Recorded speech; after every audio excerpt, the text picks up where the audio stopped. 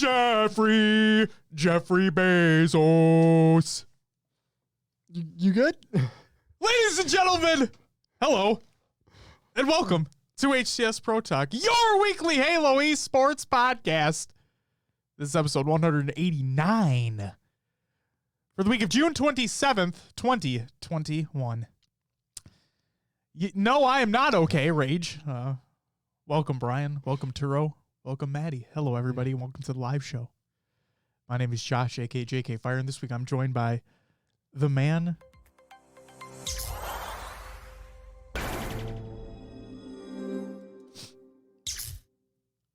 Well, here we go. Little spark there at the end. Little spark. That was good. That was good.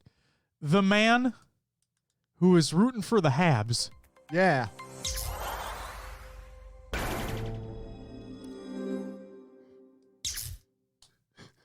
Will, a.k.a. I'm Mr. Mayhem. Will, how are you doing on this maybe rainy, I don't know if it's going to rain again. It might rain again. Yeah. Monday evening. I'm doing fine. That's good. Fine. I'm missing the Habs game right now because it's on. Yeah, so for those who are joining us for the live show right now, you're not only missing the game one of the Stanley Cup final, you're also missing what I imagine is going to start soon. The Phoenix Suns going up against the Clippers in a conference final. Wait, the Suns moved on? Yeah, the Suns are the Suns need one more win against the Clippers in order to make it to the NBA Finals. They're up 3-1 right now. So the Phoenix Suns could move on. Brian says, everyone dying in 100+ degree weather, and you're talking about rain. Unsubbing. Turo says, first time I ever caught the live stream. Finally. Hey, welcome. Glad to have you. And then we do some weird shit like that in the beginning. I was going to say, just wait. Things get fucked here, but, not people, just things. We fuck things here. Yeah, we're leaving. We're done. All right, cool. Jesus. Yeah. But yeah. The Phoenix Suns are currently facing off against the LA Clippers. And the Clippers both of them played really poorly their last game that they had, but the Suns were able to win it. So yeah, they need one more win and they're on to the NBA Finals if they can clutch this one up tonight. Sweet. And then it's the Atlanta Hawks against the Milwaukee Bucks on the other side. And it's where the Milwaukee Bucks should win easily, but they haven't been winning easily except for game 2. Game 2, they won handily, but that's besides the point. I really like the Suns city jersey. The alternate. Yeah, it looks really good. Good. Yeah, I agree. Truro says, I just keep up with the podcast on Apple Podcasts or through Twitter. Well, hell yeah. Thank you very much for listening, and also thank you for checking us out here tonight. Suns and Bucks should be a good final. Hopefully Bucks make it. I love how the Hawks made it as far as they did, but yes, I hate the Clippers, and this is coming from somebody who doesn't pay a lot of attention to basketball, who just started really getting into it this year. But like, I don't like the Clippers at all. So I would love to see the Suns make it as well. So yeah, Suns Bucks could be an amazing final. Brian says Suns getting the easiest ride to the finals ever. Are you sure though? I know Kawhi's not playing, but like, are we for sure right now? I don't believe in playoff P. He's not playoff P, but I don't believe in him. Clippers and Nets, fuck them both. That whole Will, we talked about making the super team. Yeah, I hate that. Yeah. And the Nets were that. And then, fuck you.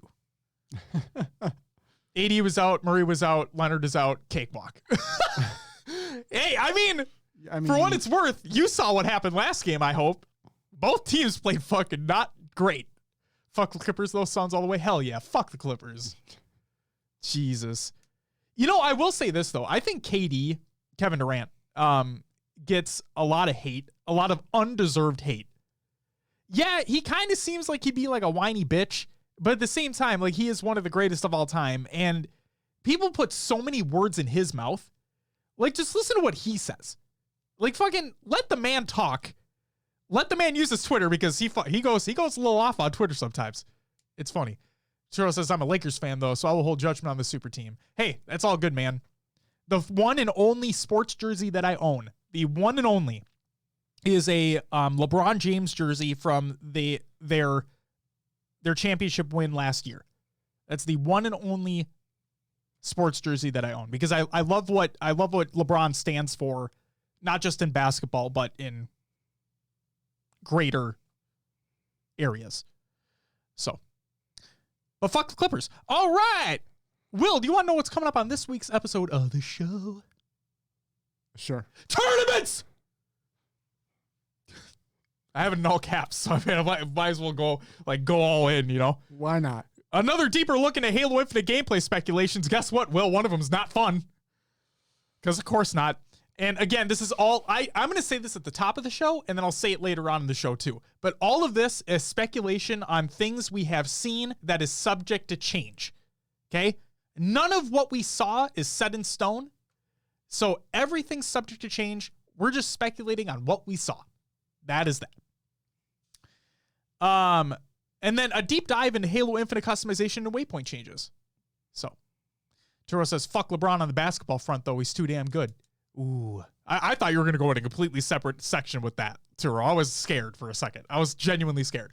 Also, I'm fucking fucked up already. Beth with the 14-month resub, along with Dave with the 14-month resub. Thank you guys so much. You guys get a woo and a woo. There it is. Thank you so much, guys. Appreciate it. Beth, Dave, hope you guys are having a great night as well. And then we had some follows that took place over the past few days, so we'll get to those at the end of the show as well. Awesome. Hell yeah. Will, it's time for some competitive news.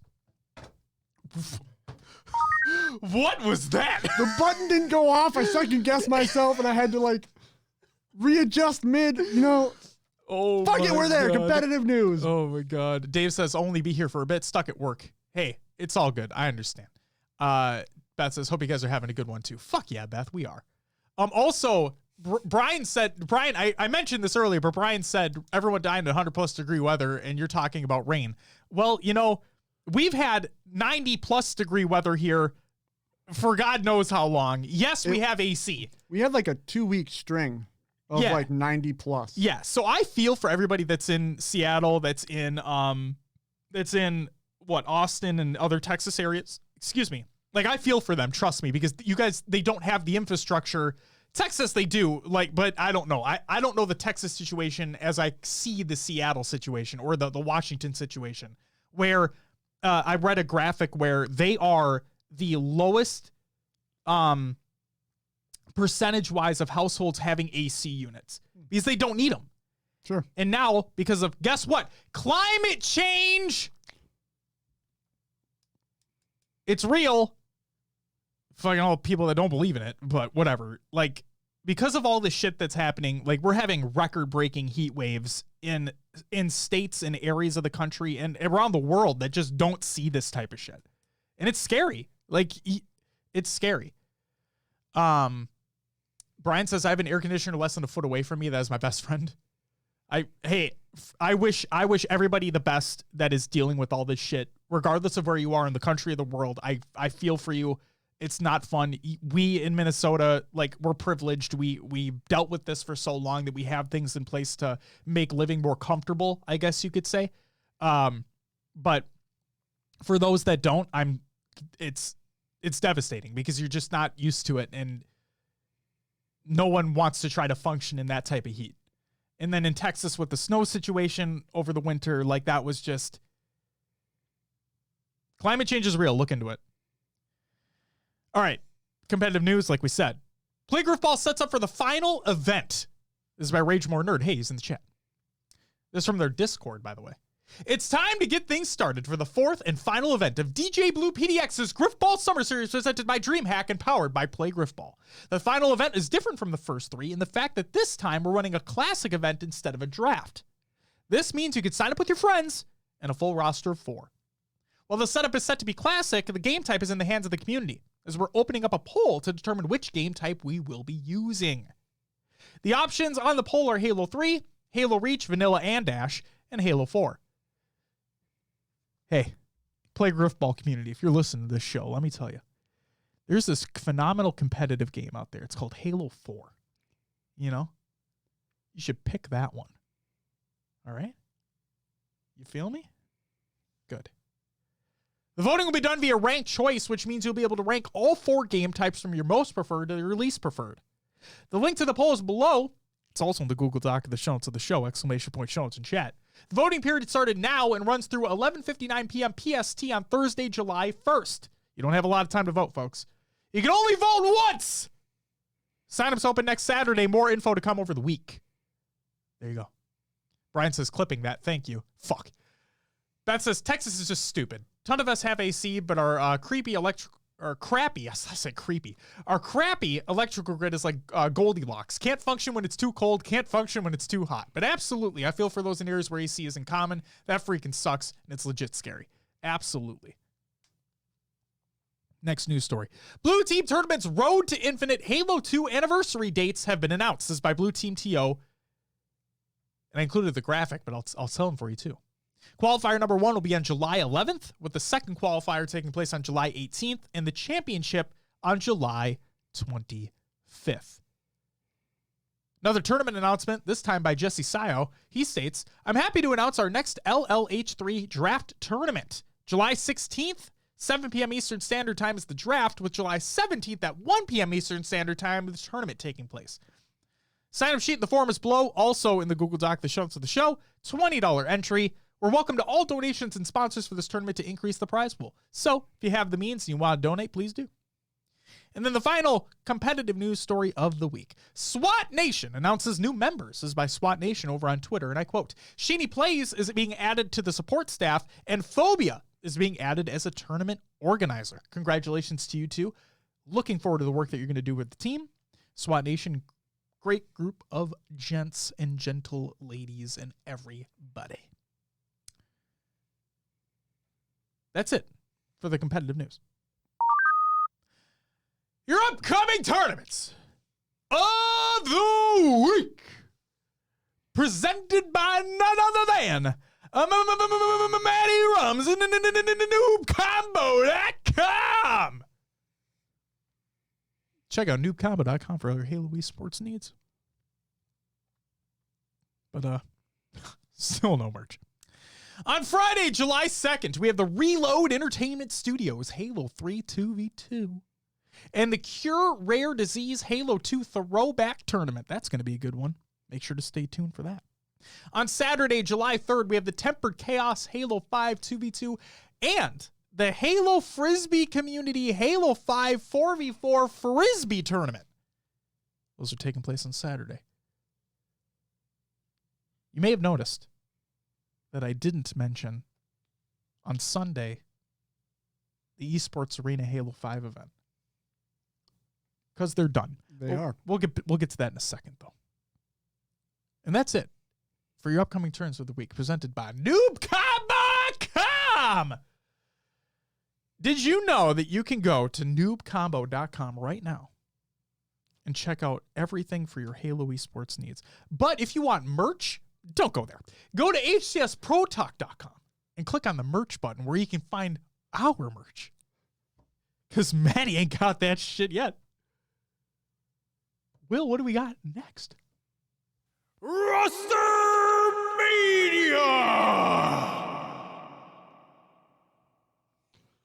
Yeah, got some RosterMania finally. Ooh. We're going to go through the GT Halo Grassroots Cup rosters. And we'll even have some results for you later on. Oh, it's like foreshadowing. So here we go. Here are the teams. Team Saiyan included, obviously, Saiyan, Hines, Echidna, and Crossman. Team Penguin was Penguin, Div360, Anthony, and Bobetta Fetta. We had Team Druck, which was Druck, Clutch, Monza, and Humoran. Team Musa, Pixel Flare, Stress, and Nafburger. Team Batchford was Batchford, Muggsy, Callus, and Dinashawn. Team Ryan Noob, obviously Ryan Noob, Snickerdoodle, Shyway, and Crazy Miller. Gold Star BR's team included himself, Kubli, Proximity, and Matty Rums. Hey. Whoa, Matty! And then Team Swish was Swish, Dursky, No Pro Angel, and Trespass. Guys, I don't know if you noticed this, but Maddie was in there. That he was. Maddie, before you even get to the tournament results, Maddie already says, yes, I got first rounded. I know. Okay, thank you. Hey, it's all good. Should we just move on and run through it? Hold on one second. Dave says, I'm free from work. Will, I'm off till Monday. We got a Valor rant. You guys have a great night. You have a great night too, Dave. And yes, we do need a Valor rant. Brian says, wait, which round? I think first round, actually. Will, you want to run through the tournament league recaps for the week? Yeah. We'll start off with the GT Halo one since we just did the announcement or the rosters. So here we go through 7th, 8th. You're just really going to do them. You're going to do them like that. All right. Team Gold Star BR. The Gold Star BR, Mr. Matty Rums, Proximity, and Kubley. And then Team Batchford, Dinah, Sean, Callis, and Muggsy. I'm surprised they didn't make it further, to be honest. I know that I believe Maddie told me that they did go up against Team Saiyan right away, which is a pretty stacked team. That's really hard. You literally have a former pro and a current pro. Yeah. Like okay. two of the best in the game. Echidna's no slouch either. Yep. Crossman isn't either, but like literally a former pro and a current pro. Man. All right. In 5th and 6th, we had Team Musa, Pixel Flare, Stress, and Napberg. I just read these teams. And also Team Druck, Clutch, Monza, and Humoran. Doesn't mean we can't run through them again. In 4th was Team Ryan Noob, Shyway, Snickerdoodle, and Crazy Miller. 3rd was Team Swish, Trespass, No Pro Angel, and Dirksy. Or Dirkeezy, whatever he wanted to go with. Wait. Never mind. Go ahead. 2nd went to Team Penguin, Div, Anthony, and Bobetta Feta. And first went to Team Saiyan, Heinz, Echidna, and Crossman. So yeah. Maddie was first rounded by the winners, so at least there's that. Welcome, Tommy Westside. He said, I heard we got to play Halo 4. And he said, word, I voted for it. Fuck yeah, let's go. Nice. Let's go, dude. Holy shit, the most non-competitive. HCS-wise, guys, there's a reason why Brian clipped that shit, because I said that it was a competitive Halo game when we all know it's not. In the HCS side of things, Extraction was cool. It needs to come back in some form or another, but like, come on. People shit on Halo 4 way too much, and I don't think it deserves the amount of hate that it gets, but that's besides the point. Go ahead, Will. What else we got? All right, we have the Pen Halo 3 2v2 number 3. In 4th place was Forgetful Hummingbirds, and it was Nikoski and Bob the Demigod. 3rd went to GMS, Catastrophe and Fantasy. 2nd, Goober Life, Porky J, and Life Alert. And 1st went to Tusk, which was Tusk and Trippy. Hell yeah. What's up, Lord? Welcome. And then Brian says, you can take your context and fuck off. Halo 4 best griffball. I'm not disagreeing with you. I agree that I believe Halo 4 is the best griffball. You can throw the ball, can't you? I'm pretty sure you can, right? Like, I thought it just added an extra layer of complexity. In all seriousness. Turo says, I actually enjoyed Halo 4 competitive for what it was worth. Something different with Extraction. Extraction's fucking awesome. What's up, Nihilus? So does Hammer launching? Dude, fucking Halo 4, best Halo. Let's go. Oh, Hammer launching in H3? Oh, my bad. Sorry. Halo 4 is still the best one. Just saying. Will, take it away. Speaking of Griffball, we have DJ Blue PDX Griffball Summer Series. This one was Halo 3. 4th went to Nightfall. 3rd, JYC. 2nd, Egg Dogs. And 1st went to Bogo Mards. Bobo. Which is funny. Yup. It's funny. So, context before the show. My computer had to update, which is why we were a half hour late. Yeah. It was like, do it now or it's going to do it in an hour no matter what. So, like, all right, let's go. I was scrolling through TikTok, and there was a TikTok of Bogo Margs, and it just, brought it all back around. Toro says, Halo 4 maps were complete shit, though, besides one. Don't remember the name, though. Haven, perhaps? But I agree. Halo 4 maps were not good. Lord says, those red and blue Spartan helmets, where can I buy them? Yo, this is not a sponsor, but I got them at the good old Wally World, a.k.a. Walmart, I think. Right? Yes, I did. Supposedly there's a Master Chief one, like a green one. And another one. Wasn't there like a yellow one? It was like yellow, yeah. Yeah. So I saw the Master Chief green one, but I never saw the yellow one. So apparently there's a yellow one. Haven is it? Hey, not a problem, man. It is the best 4 map. By far. That they should never have brought into 5. Right! But then they fucking... Oh, Mercy's not good in 5. Mercy is not good in 5. Yeah. Holy shit. Oh, keep going, Will. All right, yeah, I got a couple more tournaments here. Blue team tournaments, Rainbow Road, Halo 2 FFA Championship. And we'll just run through them all. And 8th was Ryan Noob. 7th, Are You Frickin' Me? I love that name so much. Are you frickin' me? 6th went to Prawn. 5th, Rage. Wait. 4th was Stoodle Pop. It's a good name, too. 3rd went to Blizz. 2nd, Porky J. And 1st went to Gunshot. It wasn't King Nick this time. Did he play? I don't think so. That or he didn't make it. Turo says, didn't they bring it back for H5? Yeah, that was Mercy. Yeah. It's fucking terrible. Mercy's a garbage ass map. All right, then the last tournament I have here, Esports Arena Halo 5 4v4. Like Josh mentioned before, it is the last one as of now. Yes, they said 4. Yeah, you're right. I think they said either for the time being or for now. Yep. And we'll run through them all since it's the last one. Why not? Oh, I like it. In 7th through 8th, we had Free Matt Hancock, which was Mista, Marine Outcast, and Sticka. The other 7th and 8th team was Portos, or Potbros. I think it was Potros. Potros? I think so. It's Lure, Resort.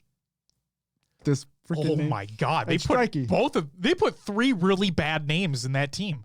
5th and 6th, we got Fire and Ice, Bullet, Critical Warrior, Magico, and Noble. Kind of like that critical, the way it's pretty good. Because you know what that is. Yeah. I like that. Okay. Cool. And then we also had a Virginia Velocity, which was Carmea, Swish, Simply Fear Me, and Mortality. 4th place went to Flyers, Commonly, Envor, Rynoob, and Super CC. 3rd went to KCP, Druck, Soul Snipe, Tolic, and Manny. 2nd, Gambichos, Atto, Chester, Drift, and Tapping Buttons. Kind of like Chester, the way that is, too. My mind at first, when I first read it, was like Cheester. Yep, and I'm me like, too. Oh, okay, but no. Yep. 1st place went to A Dozen Deviled Eggs. Wow. Where do you get these names from? No idea, but it was Saiyan, Pistola, Penguin, and Trippy. Did somebody was somebody just like, yeah, fucking made deviled eggs over the weekend, fucking a dozen of them. Oh, that's a great team name. Who the fuck comes up with that? Who knows? It's at the point where like they can't compete under their org's name because it's not. They're probably only signed for whatever. But anyway, sure. Let's just come up with a random name, and that's what they did. I just want to know. That's all. But what are you going to do? Turo says, have you guys put any thought about having a community tourney? We talked about it on Twitter. Yes. And I said, hold on, because I think the point still holds true, right?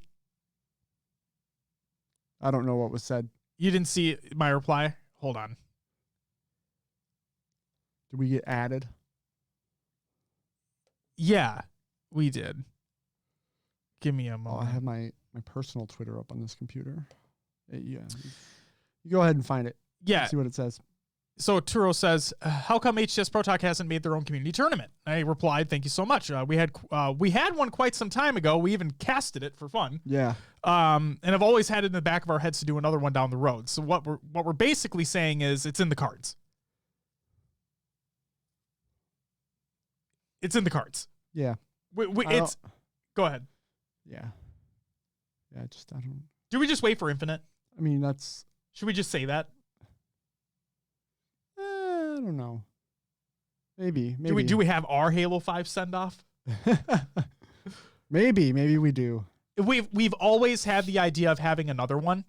And it's always in the back of our heads to do another one. We have an ideas sheet that we add to, and it's on there. So it will happen. We just need to figure out when and what and how and who and where. And where? And really why? And what time? We need to do like everything surrounding it. Yo, Big Flex 4 sponsored by HCS Pro Talk. Woody, what's up, dude? Fuck yeah, man. Let's bring back the Big Flex 4 FFAs. Holy moly. Let's do that. I'm in. I also had the idea of doing like because for our community play dates, every other week we do custom games and we have some crazy game types in there. Yes. And doing like a custom game Olympics event, which would be really fun. At least I think it would be. I don't know about everyone else. We're doing a paintball only tournament. Oh boy. Well, I heard that there's a map we got to do. It's a cyberpunk map or something? Yeah. Yeah. Oh, yeah. Yeah. So we'll queue that up. Blade Runner. Not cyberpunk. Blade Runner. Thank you, Maddie. It was cool and fun. Maddie, you played in the tournament. If there were other cool and fun maps / game types that you think would do well in a community playdate, send them my way. Please. Turo says, throw it for a spin, 3v3. We should do a multi-team tournament.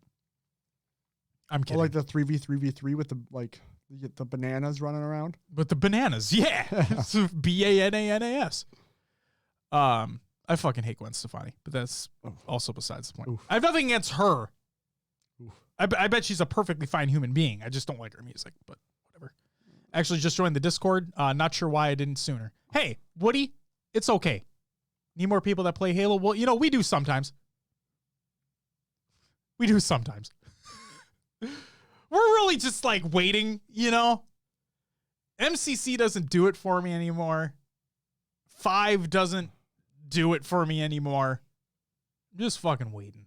What Duck Hunt is a game 5 decider? Hey, we do Duck Hunt a lot in Community Playdate. We do. It's a fun time. It's a fun time. Also, for folks who don't know, we do run Community Playdates every Friday, but it's your wife's birthday coming up. Oh, yeah. So we're not going to be doing a Community Playdate this Friday. What I'm thinking we do is we do Thursday this week. I'm thinking. It's up in the air right now, but maybe we'll do Thursday this week for the Community Playdate. So yeah, and like I said, Maddie, if you have, I know you just fucking threw that emote at me, but if you have other cool, fun and cool game types and maps from that tournament that you thought really worked well, send them my way and we can put them in the Community Playdate rotation. So. Oh, and then Justin said, sorry, guys, we'll be missing tonight. Stanley Cup Finals. Have a great stream. I'll listen this week. Hey, I figured.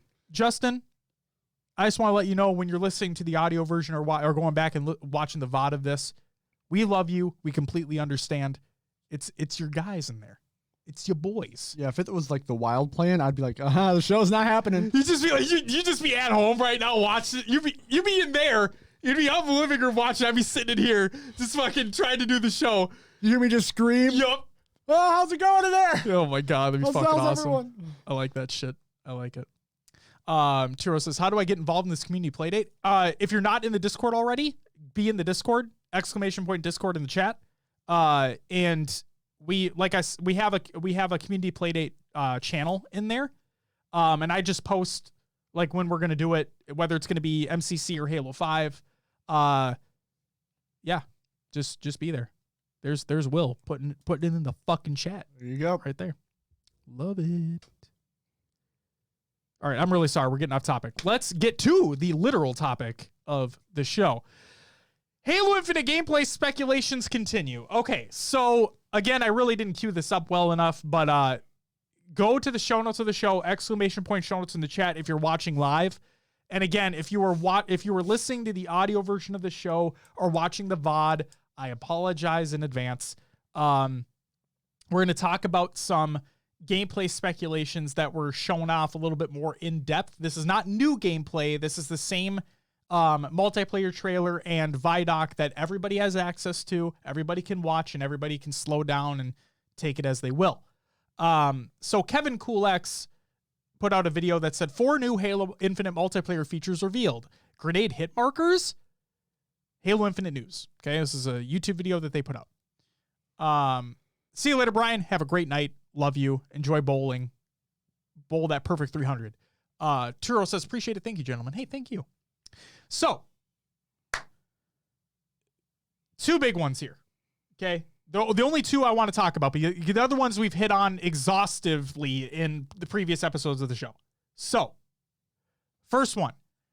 And again, if you want to follow along, if you type exclamation point show notes in the chat if you're watching live, we have the link to the YouTube video in there. You can go in there, you can slow it down, you can do whatever you want to do. But here we go. It looks like grenade hit markers are actually back in full form, according to the VIDOC. Okay? Again, I said this at the beginning of the show, but I'll say it again. This is all subject to change gameplay footage. Okay?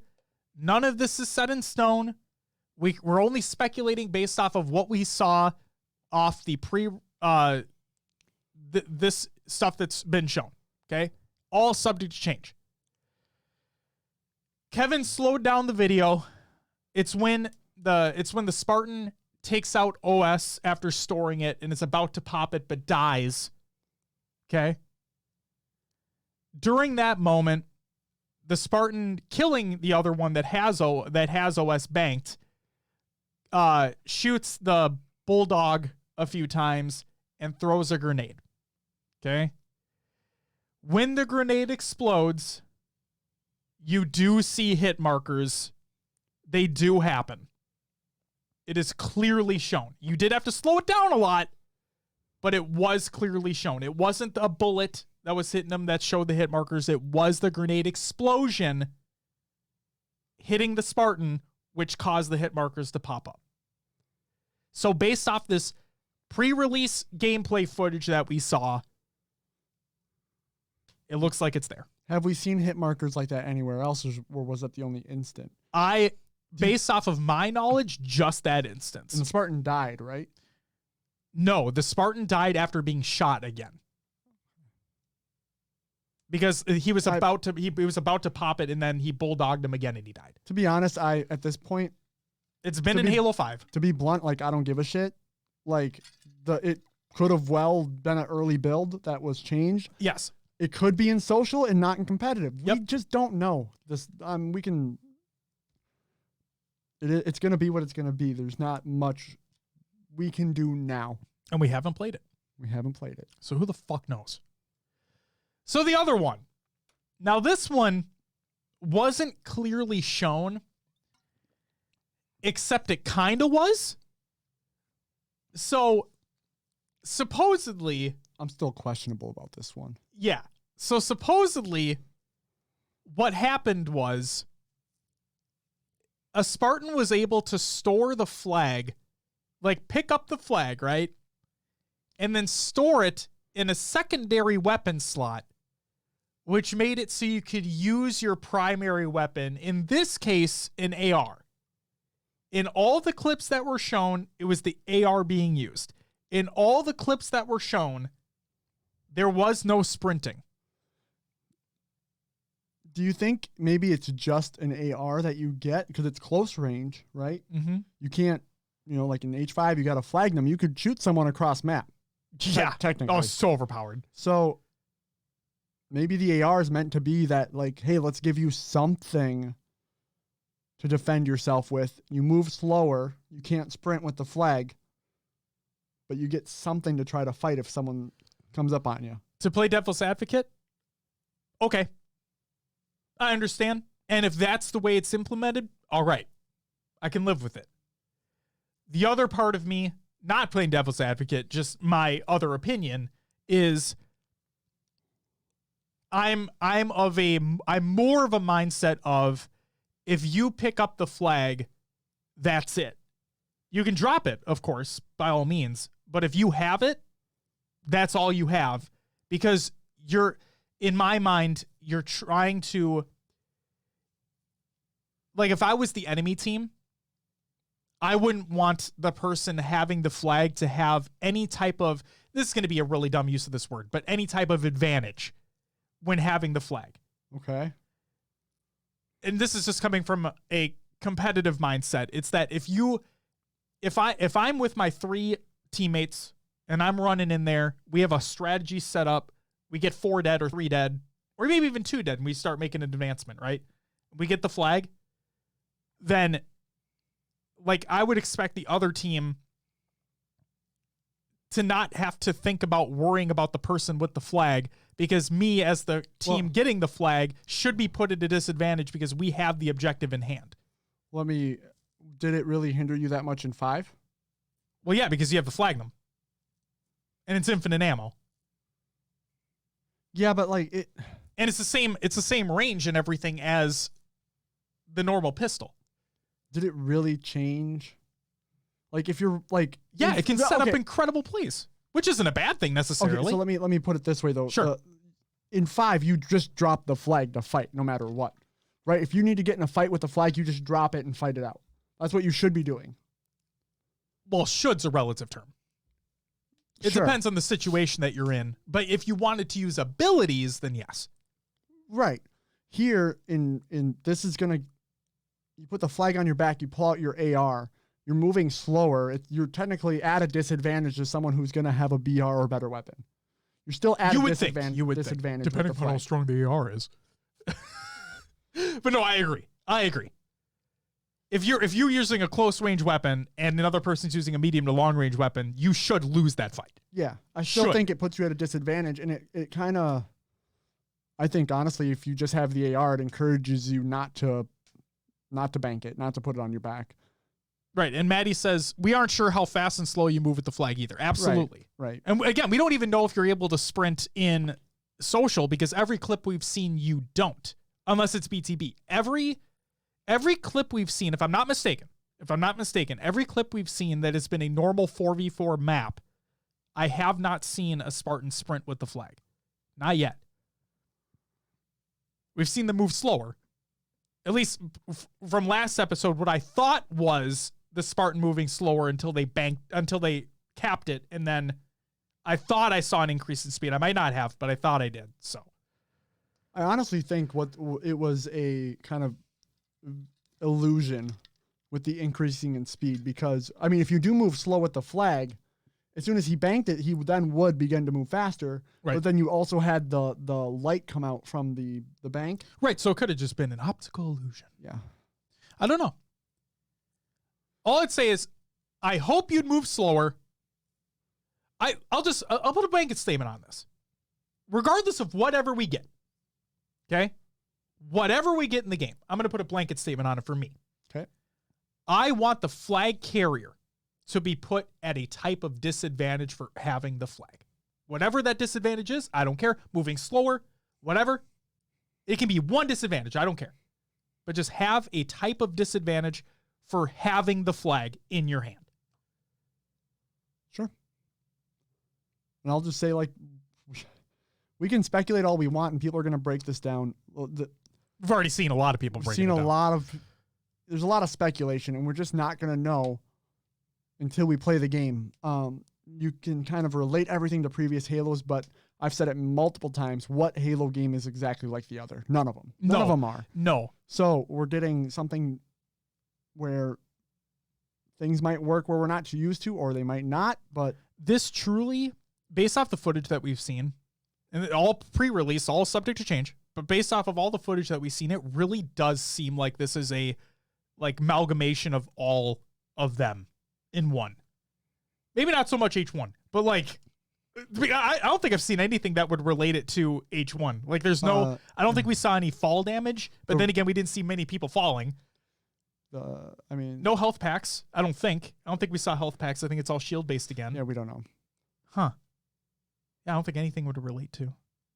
Unless the spawn system sucks. In which case, then, hey, it's a direct relation. We're going to talk about Halo 1 spawns at the tail end of the show. Not in a bad way either. Like in a good way. So, Silos will be proud. But yeah, I'm anxious. I'm anxious, nervous, and excited to see more. Not just in general, but more about the potential of storing the flag. Yeah. And like you said, the grenade hit markers, from a competitive standpoint, it definitely detracts. But really, I'm like that. I'm more of a mindset that who gives a shit? like I know from a competitive standpoint, I get it. Like it kind of, it may reveal too much information in that set, but again, who really cares? Who cares? Who cares? Fuck it. And honestly, I believe at this point a lot of the settings will be interchangeable for competitive. They keep touting everything. So many things are customizable. Yeah. So not just your Spartan. And they're gonna show off everything social right now because that's who they're trying to appeal to. The money maker. So yeah. Because that shit free now. Buy our skins. No, just buy the battle passes and then buy the skins. There you go. We're going to talk about that stuff later on too. All right, Will. Yep. With that, let's get into some regular news.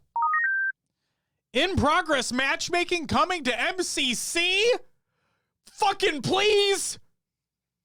This is by Ezel. Probably just mispronounced it. I apologize. But they say, on the Xbox Twitch stream today, they mentioned that join in progress for MCC matchmaking is something on their radar for general matchmaking quality of life. I definitely think this is one of the most important features they can implement. Well, Ezel, if I said that correctly, I agree. Because why the fuck is it still not in the game? I don't know. Jesus Christ. Turo says, reason for hit markers is to make it more appealing to younger and newer audiences coming to Halo. Yes, absolutely. And like I said, even from the competitive standpoint, I don't fucking care. And if it can be turned off, then it can be turned off. And if not, then fuck it. Deal with it. Next one. Increased MCC player lobbies? This is by Mint Blitz. He states, 343 Industries is doing investigations on increased player counts beyond 16 players for Halo MCC, up to 40 to 60 players potentially. Rip everybody playing on an original Xbox One. Rip every single person playing on an original Xbox One. Or One S. Frame Drop City. Or One X. Fuck it. Yeah. Good luck. Good luck. Whew. New HCS Grassroots nameplate has been revealed. This by HCS, and they state, you know the drill, new season, new exclusive goods. Along with the latest MCC update comes this animated HCS nameplate, Victory. For details on how to earn it, follow our partnered creators and stay tuned. It looks pretty nice, doesn't it? Yeah. Yeah. It's classy. Not over the top. I like the gold. I like gold. Okay. Is that too old of a reference? It might be. Shit. Next up, SPV3 update. This is by SPV3. Beth says, that sounds like torture, even without the frame rate issues. I agree. Maddie says, Josh with a movie reference? Huh. Yep. Saw Fast 9 over the weekend. We'll talk about that later, too. With the release of the new MCC Halo CE tools, we're announcing an end to the SPV3 project. We'll have one update to an issue, which will have some more firefight maps, as well as a launcher and installer update, but new projects are already underway for MCC. More details to come. So to everybody at the SPV3 team, thank you so much for your continued work. SPV3 is fantastic, and everybody should play it. When he says, can I paint these Yoo-hoo gold? No. Yes. No. No. I'm glad someone knew. Halo Cannon Fodder by Grim Brother 1. I just want to say this part because this kind of ties into Halo Infinite's story. So, Crossing the River. Kicking things off, today we're excited to announce the next novel in this universe we all love, Halo the Rubicon Protocol, penned by our stellar stablemate, Kelly Gay.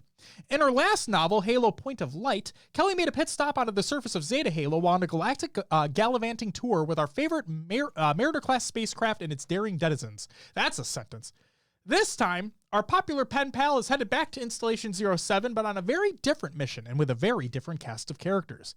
As you may have been piecing together throughout previous trailers and information drops, Halo Infinite's campaign begins roughly 6 months after UNSC forces were ambushed at Zeta Halo. During that time, the UNSC has been mounting resistance on a shorn fragment of the ring, desperately trying to hold out long enough for hope to arrive.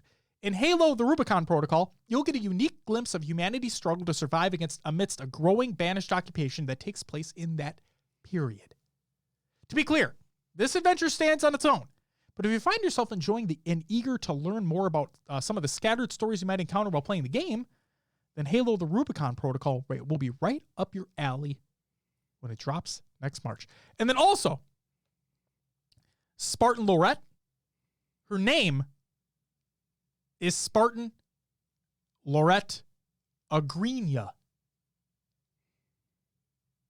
Okay. Agryna is pronounced Agryna. Sure. So, Lorette Agryna. That is her name. Okay, Will, I apologize in advance, but fuck it. Here we go. Inside Infinite by 343 Industries. Believe it or not, I did trim this down. So, the point of... Shut the fuck up. The point of this article is to discuss more about the customization, the battle pass, the live service model of the game, and updates to Halo Waypoint. So I took questions that dealt specifically with those things, and like I said, I did trim this down. So here we go. How will Halo Infinite function as a live game, and what role will seasons have as part of that? Ryan Paradis states, seasons are the core container or framework for the content we'll be delivering to our players. It's a concept they should be familiar with in MCC already, but for our new players, it's pretty simple. Roughly every 3 months, we're going to kick off a new season. This comes with a ton of updates, new gameplay content, new events, new systems, new customizations, new progressions, new. And, as you'll see in this blog, we're really excited by the work the Halo Waypoint team is doing to bring your Spartan seasonal journey to the web and mobile app. Chris Blom states, we are focused on adding to the player experience every season. We'll look at what worked and see if we want to do more of it. If something did not work, we'll learn from it and do better in the future. We want to experiment, learn, and listen with every release and make the game better for everybody.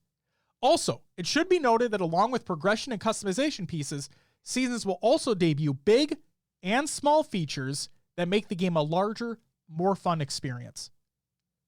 So, there's quite a bit to unpack there.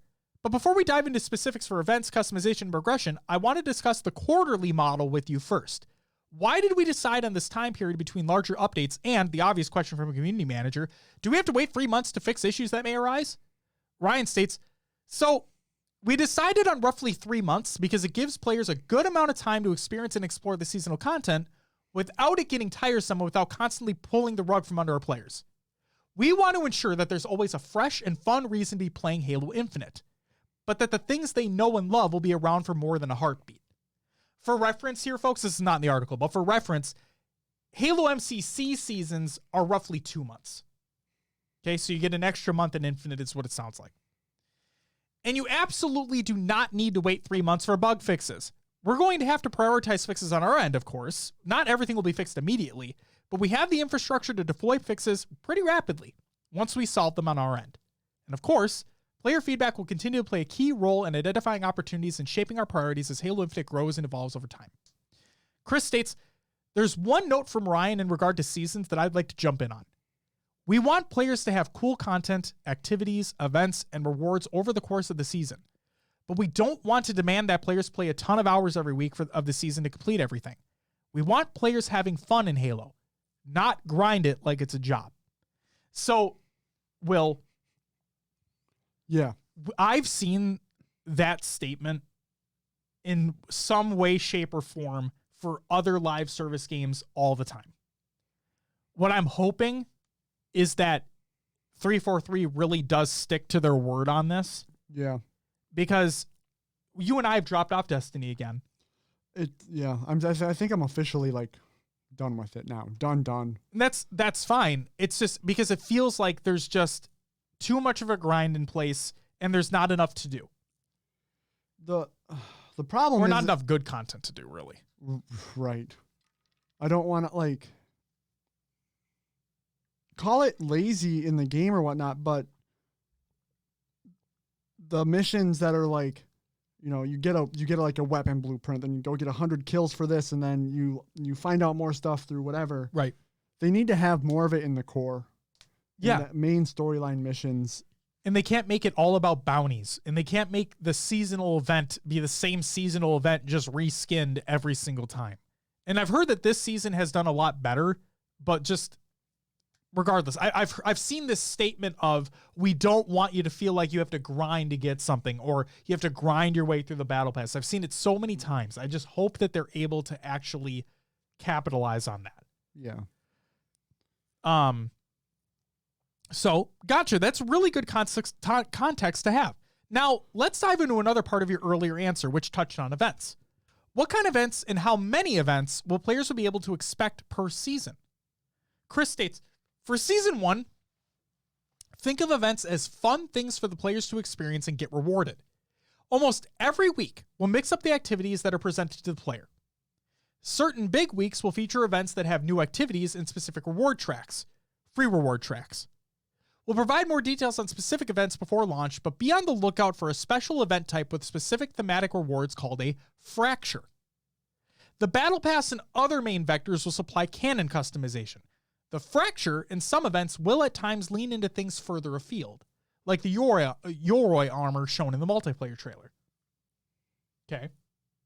So it sounds like special events will deal with things not necessarily canon, I guess you could say, while other things will be like typical progression will lean towards that, based off what that sounds like. We've mentioned customization and cosmetics a few times now.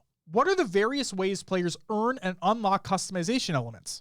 Chris states, out of the gate, players can get starting gear and get rewards from the free Battle Pass track, the paid Battle Pass track, challenges, skill rewards, event reward tracks, legacy rewards, Halo 5's SR-152, for example, and be rewarded for some campaign actions.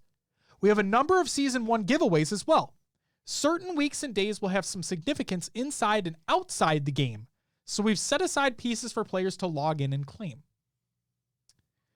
I know you touched on it in our multiplayer overview video, but can you elaborate a little more on why our Battle Pass is going to be different and, dare I say, better than most out there right now? Ryan states, first and foremost, we're working hard to ensure that the Battle Pass isn't a grind for players. There it is again. We want it to be a supplemental reward stream for the time you are already putting into the game. I, for one, can't stand it when I'm playing a game just to complete the Battle Pass. It feels like a chore to me. Okay. I like the personal interest in there. On how we're going to be different, we're going player first with our Battle Passes. All Battle Passes will be permanent. This means that the Season 1 Battle Pass will be around forever. You can always go back, select that as your active Battle Pass, and continue to earn progress in it. If you decide to take a season off, or you simply don't have the time to play, that's fine. You can always go back and purchase any prior Battle Pass as well. Additionally, our passes will always include various free rewards in addition to the premium track. This goes back to a few pillars of ours. Provide unambiguous value and maintain that player-first focus. Honestly, that might be big for them. And if you think about it from like a business standpoint, you might have people who stop playing the game but buy your Battle Pass because they know they can get to it at some point. Yes, and they can always go back and buy it later.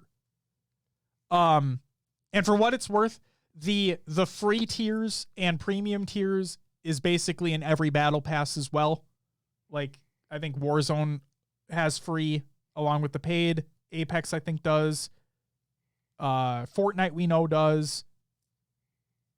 Valorant does. So like that's not new, but the fact that you're able to go back and buy previous ones is really cool. We looked at other titles where you buy something that provides time-limited access to the pass, and now you feel obligated to play. Destiny. And basically every other one too.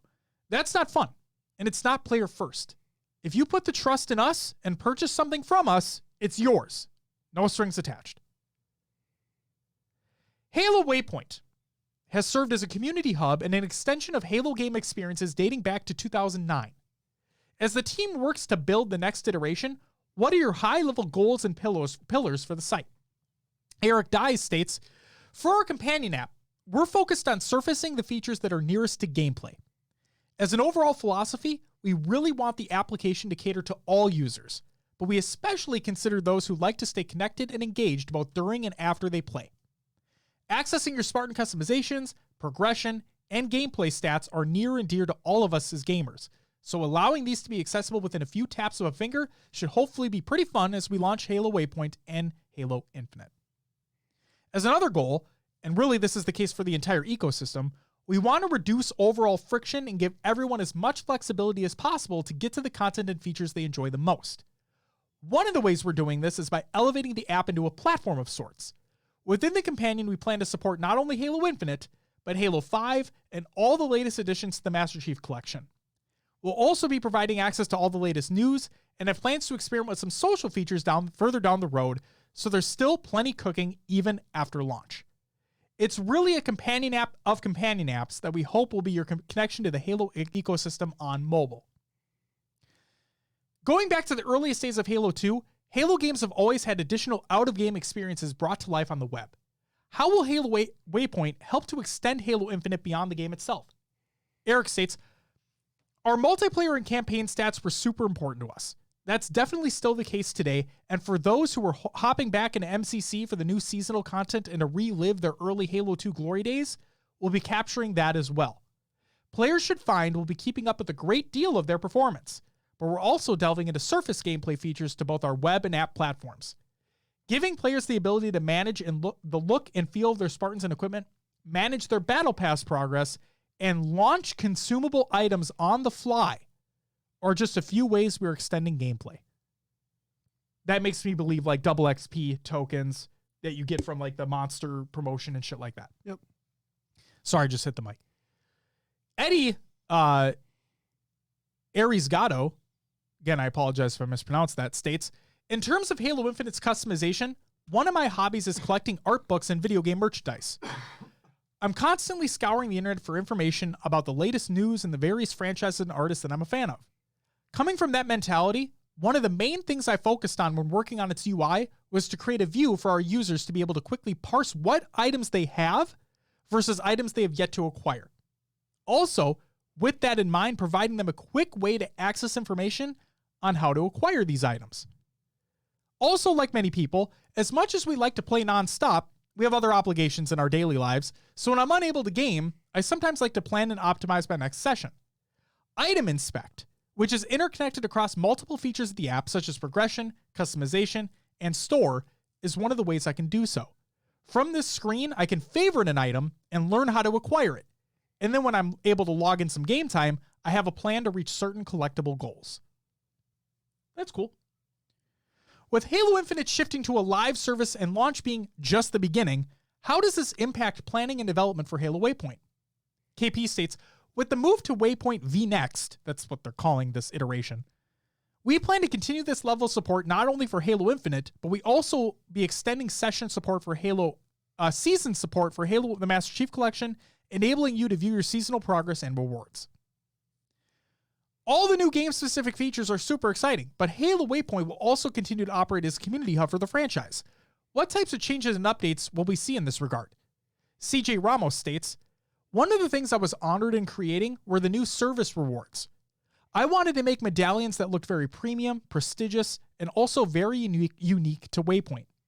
I took design cues from past commendations, medals, and achievements and combined that with my work on the Halo Outpost Discovery medallions. I hope our users love them and have fun collecting them. So it looks like commendations for Waypoint are returning in some way, shape, or another.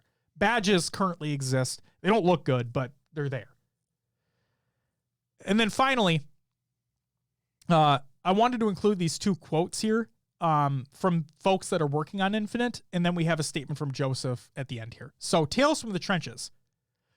Quote, one of the many challenges in building a game for simultaneous release on a broad range of hardware is ensuring that all of our content management and engine systems can dynamically scale to make best use of the console or PC without bogging it down.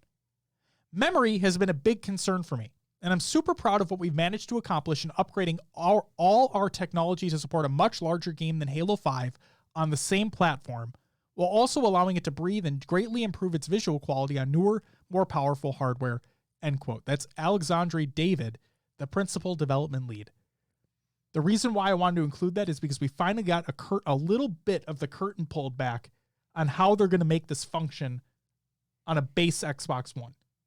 Because that's been a concern, right? How the fuck is that going to look and perform on a base console? Yeah. So it's nice to know, like coming from him, that it sounds like things are going as smooth as they can. And then the last quote I wanted to include.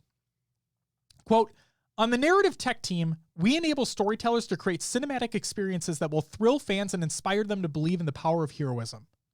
We're also the very first ones who get to see some hilarious bloopers, like the affectionately titled Cowbell Boomerang. That won't make it into the game, but we hope fans will someday get to enjoy. End quote. That's from Jamie Osborne, the narrative tech lead.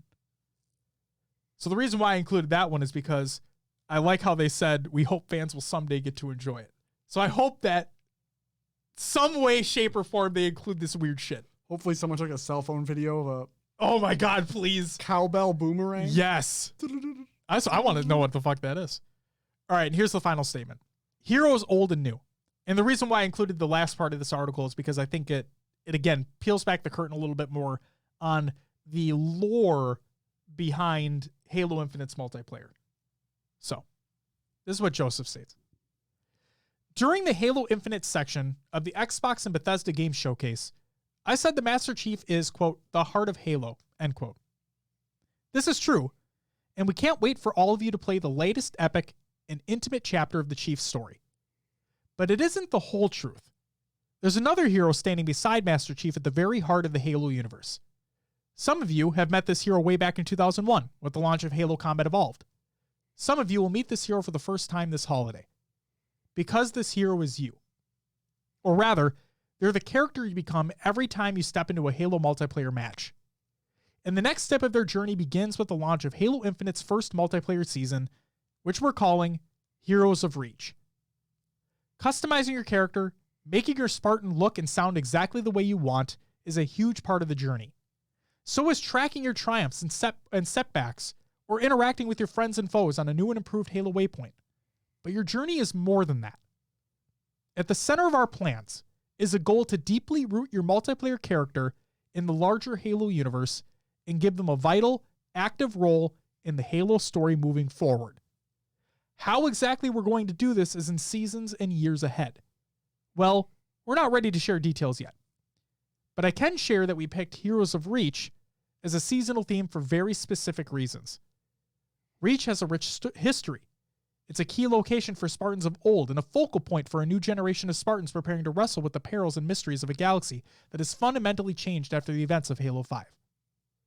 Indeed, Halo Infinite's first multiplayer season takes place at a transformational moment in Halo history, at the pivot point from one generation of heroes to the next. In this moment, your multiplayer hero is waiting just off stage, geared up for a battle, and ready to spring into action. And their epic story has yet to be told. So how the fuck are they going to do that? But we'll have to wait and see. That's it for the regular news. It's time for Kind Games to Watch! Introducing new design for Xbox monitors, unlocking the true power of HDMI 2.1 on the Xbox Series X and S. I won't read through the article, but I will say this.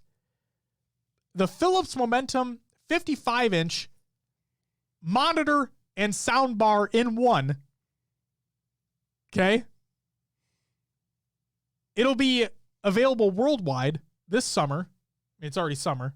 But for $1,600 US, it is HDMI 2.1, AMD FreeSync Premium Pro, Display HDR 1000, it's VESA certified, and it has Bowers & Wilkins audio, so, and Ambiglow lighting. That's crazy. Over the top. That's crazy. all I can think of is crazy. over the top. Crazy. The Asus Strix Xbox Edition gaming monitor. So the reason why, again, I'm not going to read through these, but they have Xbox modes. They have Xbox picture modes built into the TV. So, like you'd have a game mode. Yeah. There's literally an Xbox mode on these monitors. Okay. So yeah. I mean, they are 4K 120 hertz, 4K, 120 hertz on this one. Yep. They support, the big thing is they support HDMI 2.1, which is more and more difficult to find on a monitor. So really cool to see that these are coming out. Be prepared. They're going to be expensive. The Acer Xbox Edition gaming monitor 28-inch will be $950 US. Now again, that's a 4K 120 hertz monitor. Okay. That's TVs, nothing to slouch they're at. big enough. They're not monitors or TVs. 28-inch. Oh, 28. Okay. Yeah, that's a 28-inch. The other ones were like 55-inch. Yes, that's a TV. It's a fucking TV. And a soundbar built in. That's a fucking TV. If you got a soundbar on your TV and you got your mic playing that shit back, you plug in a fucking headset. You plug in a fucking headset. And then they also talked about an ultra high speed HDMI cable supporting 4K 120. So like the one that comes in the box of your Series X. The Series S might have one as well. I don't know. But 32.8 feet, $65. Yeah. I will say this. The sticker price is a little shock inducing for that cable. But as somebody who has searched and was only able to find monoprice cables that supported HDMI, like full bandwidth HDMI 2.1 at the time, that's not that bad of a price. We all know how much it costs to make a cable. Not a lot of money. But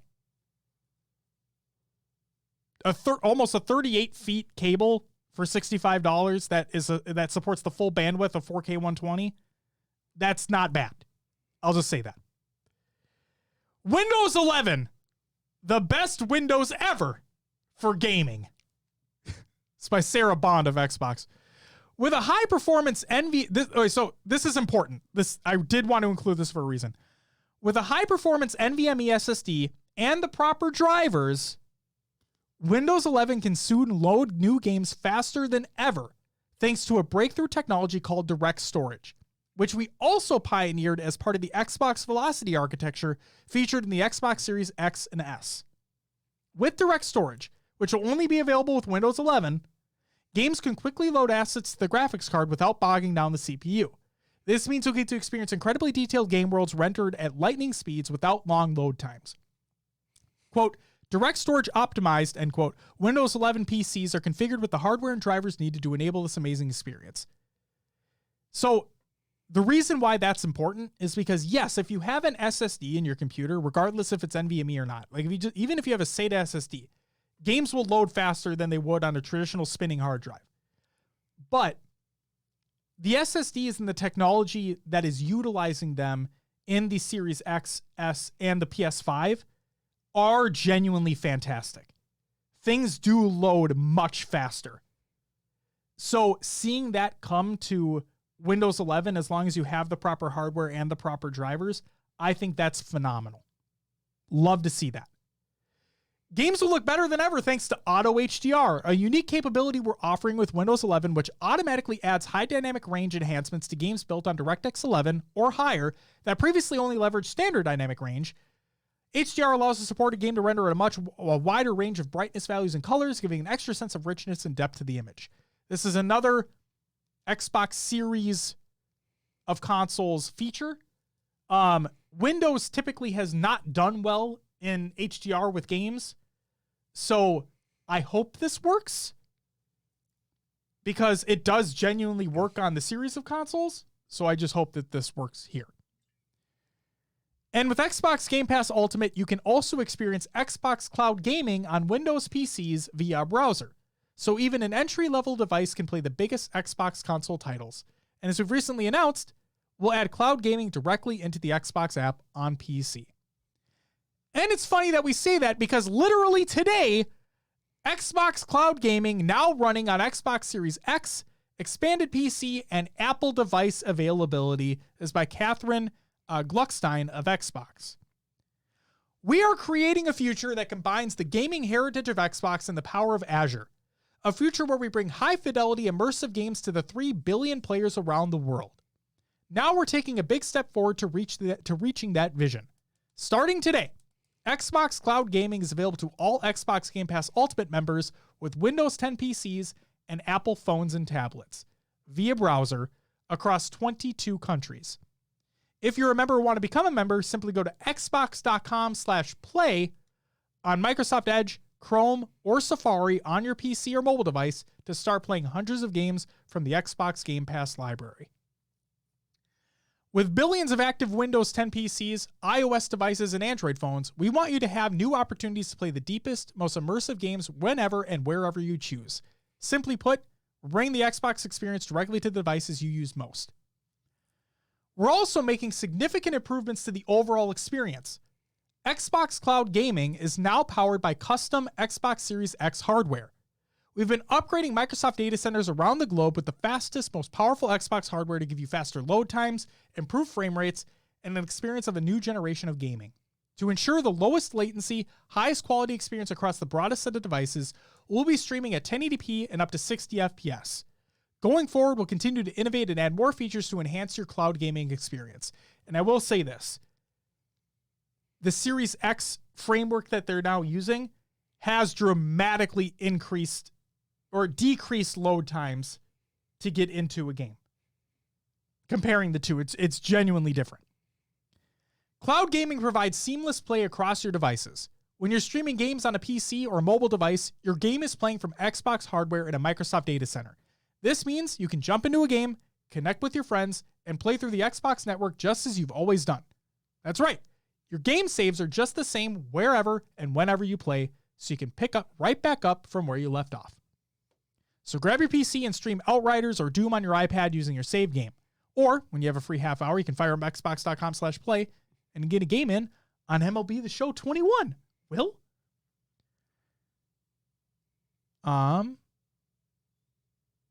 So yeah, there you go.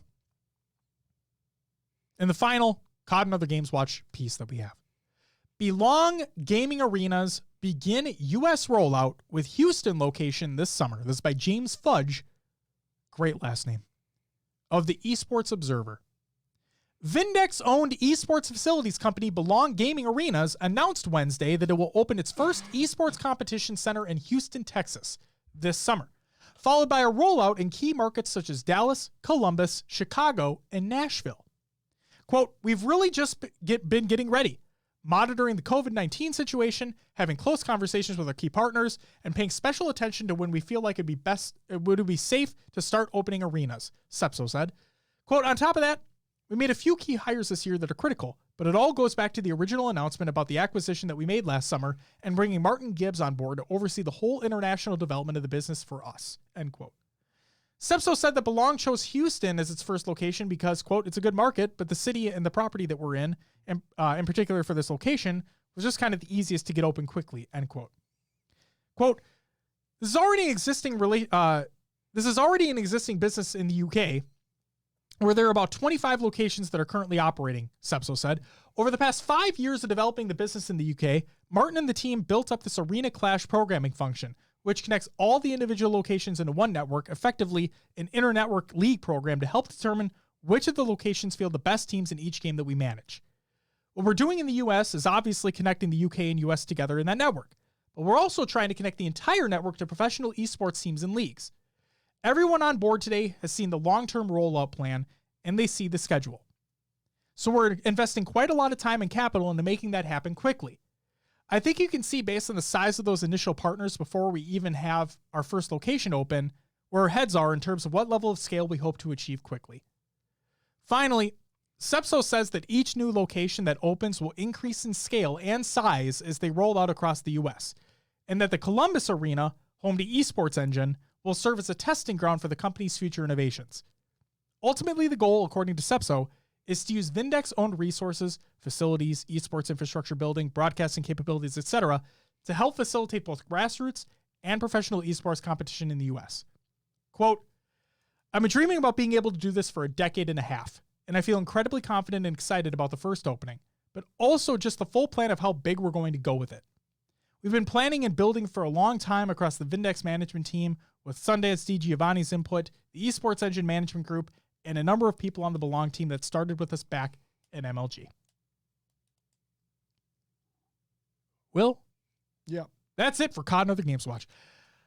It's time for Will's Adventures with the Nailers.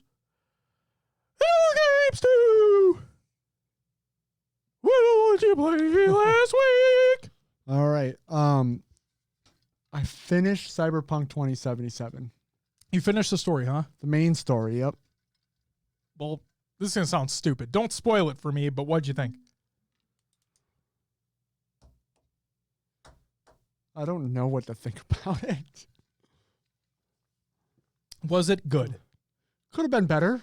Could have been a lot worse. Oh, bring it back that line. You know, it would have been more impactful had I not stopped playing the game. Sure.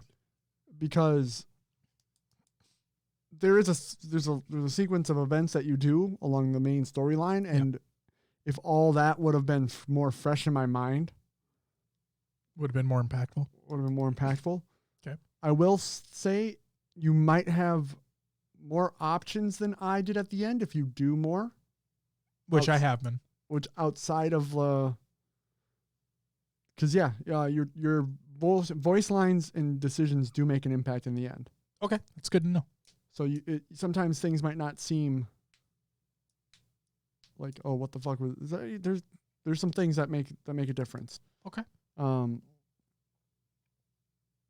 Gosh, I'm happy with the outcome, I guess. Okay. Yeah. Sure. Okay.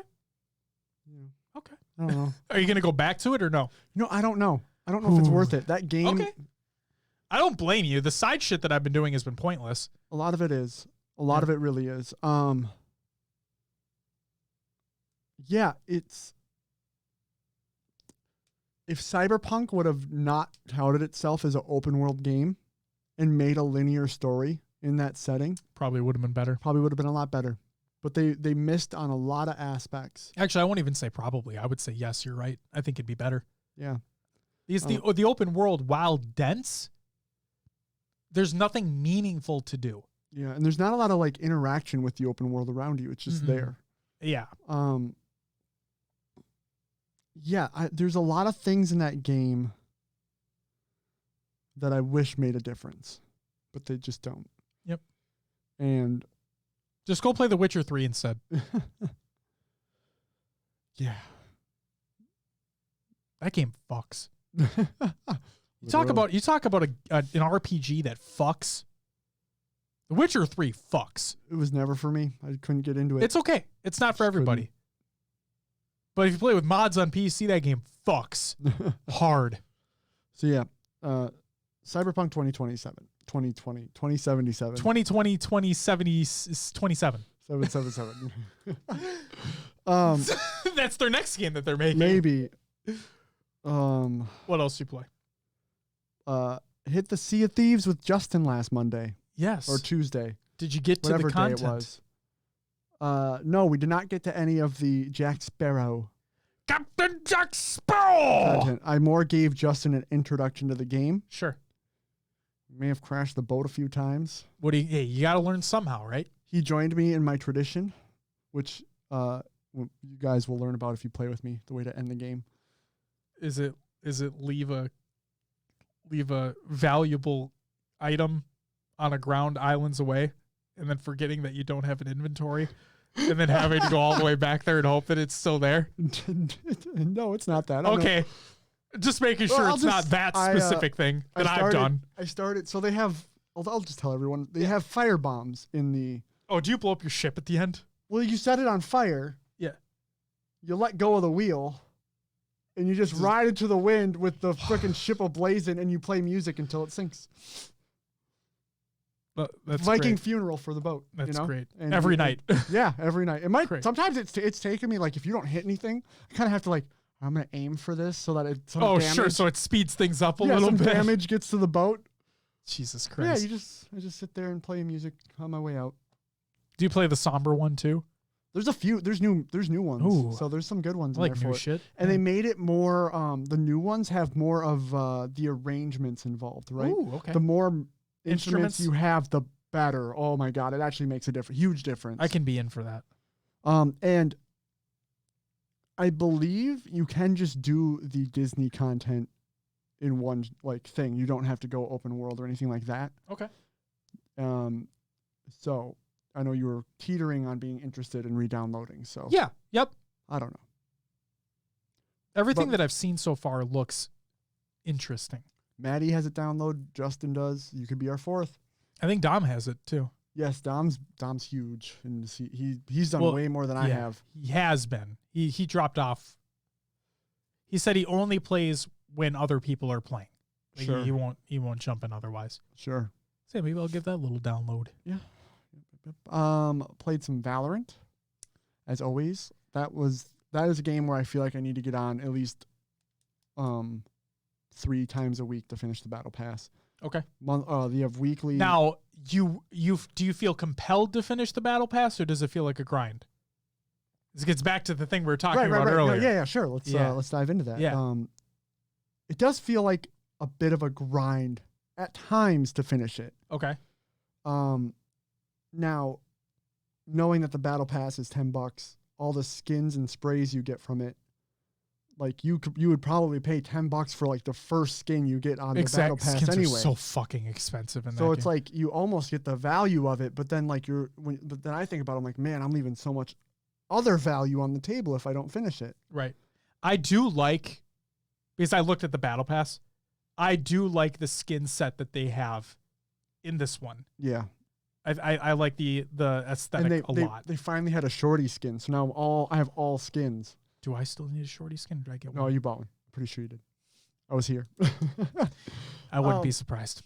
So yeah, but Breeze is now in ranked. Oh yeah, yep. How do you feel that's been going? Better at times. Okay.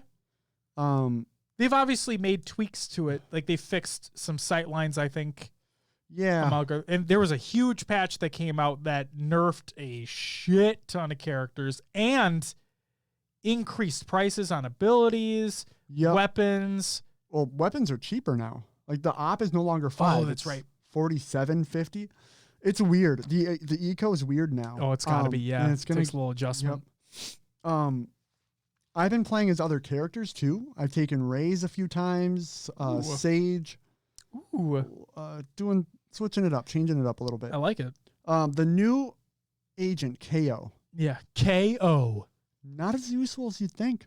Huh. Like, his ult is good because if they're coming at you, then they can't use their abilities. I've heard pros say that if that motherfucker isn't nerfed right away, like they can just see it being nerfed immediately. Oh, sure. Like a couple of its abilities. I guess maybe you just have to learn to play him properly, and I'm playing at lower ranks, so Everybody's just trying to get their bearings with him.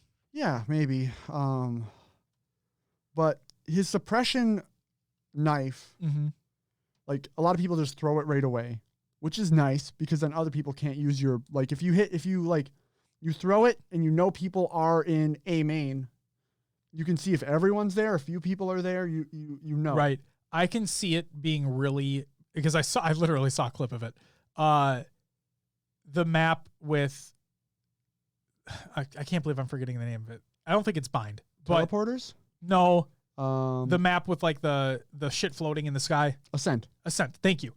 The A push on that, because I saw a clip of it happening. I'm like, it makes so much sense that if you're defending, you use it right away. If they're making an A push immediately, and you get all of them right off the rip, you're fucked. Yeah, you just collapse. Yeah, you rotate hard. That's crazy. Which makes, but that's the thing though.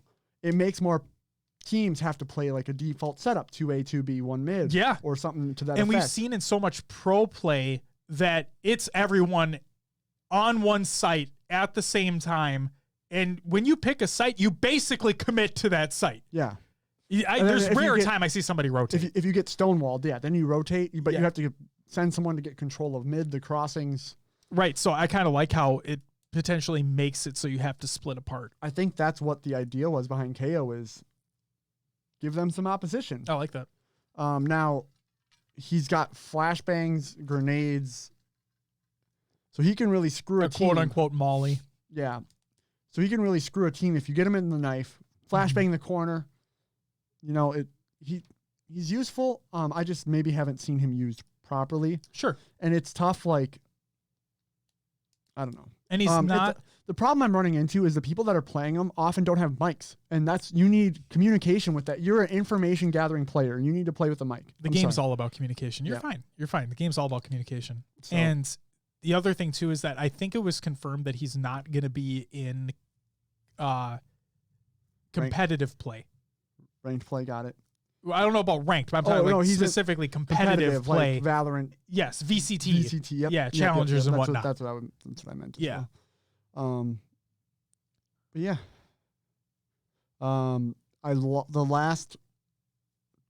I've had a few ranked games where I'm just shaking my head. We were up 7-0 on a team on split and lost. The last sometimes it happens though, man. Yeah. We were I've noticed I've done it too a few times, but I hate when people get skin hungry in the middle of a round. Oh. Like I have glitch pop fucking Vandal, right? Which it looks dope. It does look dope. Yeah. But we're in the middle of a gunfight, and instead of like our teammate will just go, "Oh, I want that gun," and die, you know? I'm focus on the engagement. When you win the round, pick it up. Pick it up. Yeah, I just need to play with people again because I've been solo queuing for a long time now. Yeah. No one's on anymore. Hey, all by myself. Don't wanna be. Come on. Y'all left me out there dry. We're all in it. We're all playing. We got a whole fucking Discord group together. Hey. And I'm the only one still grinding, bitches. You know what? All I got to say is we're all in this together. There's a little High School Musical reference for everybody out there. Maddie, does that count as a movie reference? A Disney Channel movie? No. When I say what I played, I'll have time now. Okay. Yeah. Okay. Because I've been wanting to get back on. Yeah. I'm having a lot of fun. I just need teammates have been teamwork. It makes the dream work. Yeah. And like there's so many kids I'm running into that I'm just like, shut the fuck up. Beth says I'd be down, but I'm trash, so it wouldn't be much help. It's okay. Dave is too, so don't worry about it. Dave is better than all of us. I'm kidding. Most of us. I'm kidding. I put Zarners up there pretty high. Zarners is a beast. I love Zarn. Silos. Yep, we need Silos and Slim.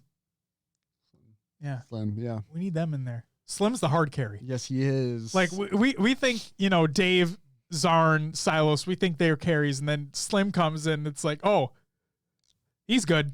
Okay. I also got to give some shit to Joe, Mr. Narcotic Narwhal out there. Because Joe, this is for you. He has days where he's on. Yeah. And he has days where he's just off. Not. That's me. That's me. I have way more days off than on. I want to. I don't know how to like. I kind of like want to coach him, so to speak, because he's good, but he's good up into a certain level. Okay. Like if it makes sense, like this, like like he hit his ceiling. He pushes out sometimes when he shouldn't. He flanks. He doesn't wait for teammates to arrive. He just goes in on it. That's him in Battle Royale games too. Right. He just fucking goes. Like, sure, bronze 1, bronze 2, that works. But once we get to like, there's bronze 3, you got to hold down sights. You got to play the fact that there's a disparity between bronze 2 and 3. Like that's. Well, yeah. Well, once you get bronze 3, like when I got there once, then and you like, get some silvers. You get silver 1s and 2s. And those aren't bad. They're not at all. No. When you think about it, like. It's the whole ranking system is weird where your majority of your players are iron, bronze, and silver. I was going to say Radiant and what's the one right below Radiant? There's there's Radiant and then there's what's the top one?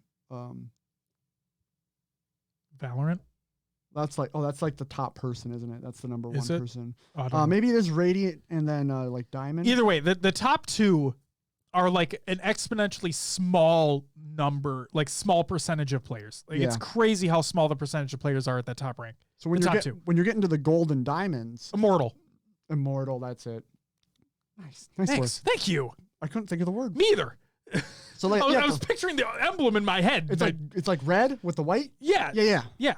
So keep going. I'm sorry.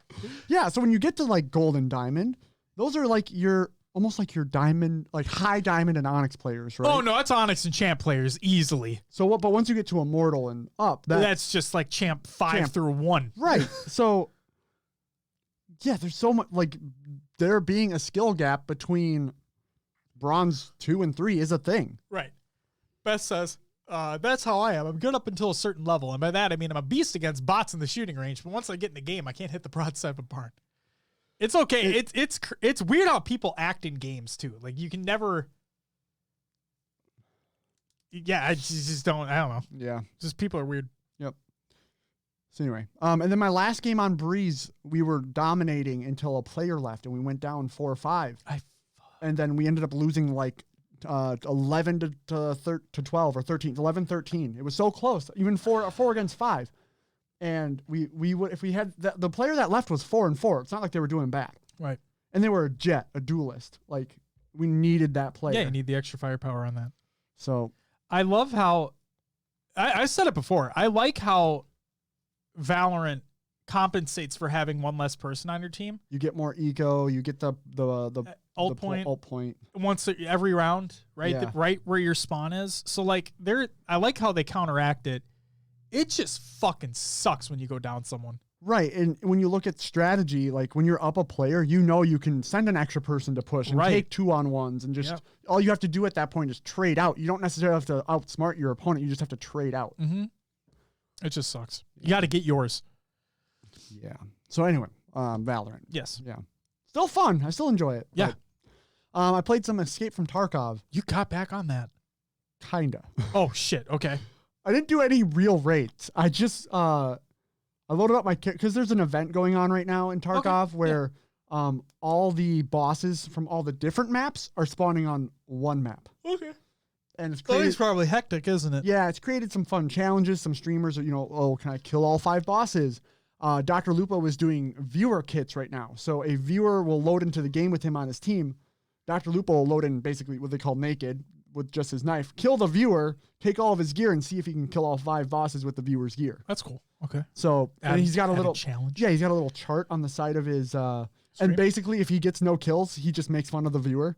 Like, oh, that was such a trash kit. Like, why would you do well, you know that players are going to run in with shitty kits just to give them shit. Right. There have been some meme kits. Like, one was beautiful. There was like 5 fucking flashlights on the side. There was a sight with a sight in front of it with another stacked sight with a sight on top of it. Like, just meme gun all around. It's little hilarious. Sights. Yeah. You can see everything. All of it. So many sights. So, yeah, watching that was just like, man, I haven't played in a while. And then I think they're going to implement it, but I don't think it's in the game now. Okay. Where if you don't play, your skills degrade that you've gained up. Ooh. Because like that's if you're a soldier, if realistic, you stop, they're trying to make it real. But if you don't work out, you get fat. Sure. Yeah. Speaking from personal experience. So yeah. Anyway, I saw all those streamers having fun on it again. I loaded it up. I did an offline raid, which means it doesn't count. You get to keep all your gear at the end of it. And I just went and killed a bunch of scabs. And I found more enjoyment in that than I have actually playing the game at times. Like just running around a map, not caring. Yes? I just need to say real quick that my last statement on if you don't work out, you get fat, that's not factually true. So don't fucking A, don't come at me for that shit. And B, that's not how that works. Okay. Sorry. I just wanted to make I don't want people to be upset. Like, oh, he fucking called me fat. No, I didn't. I also didn't call us fat, for the record.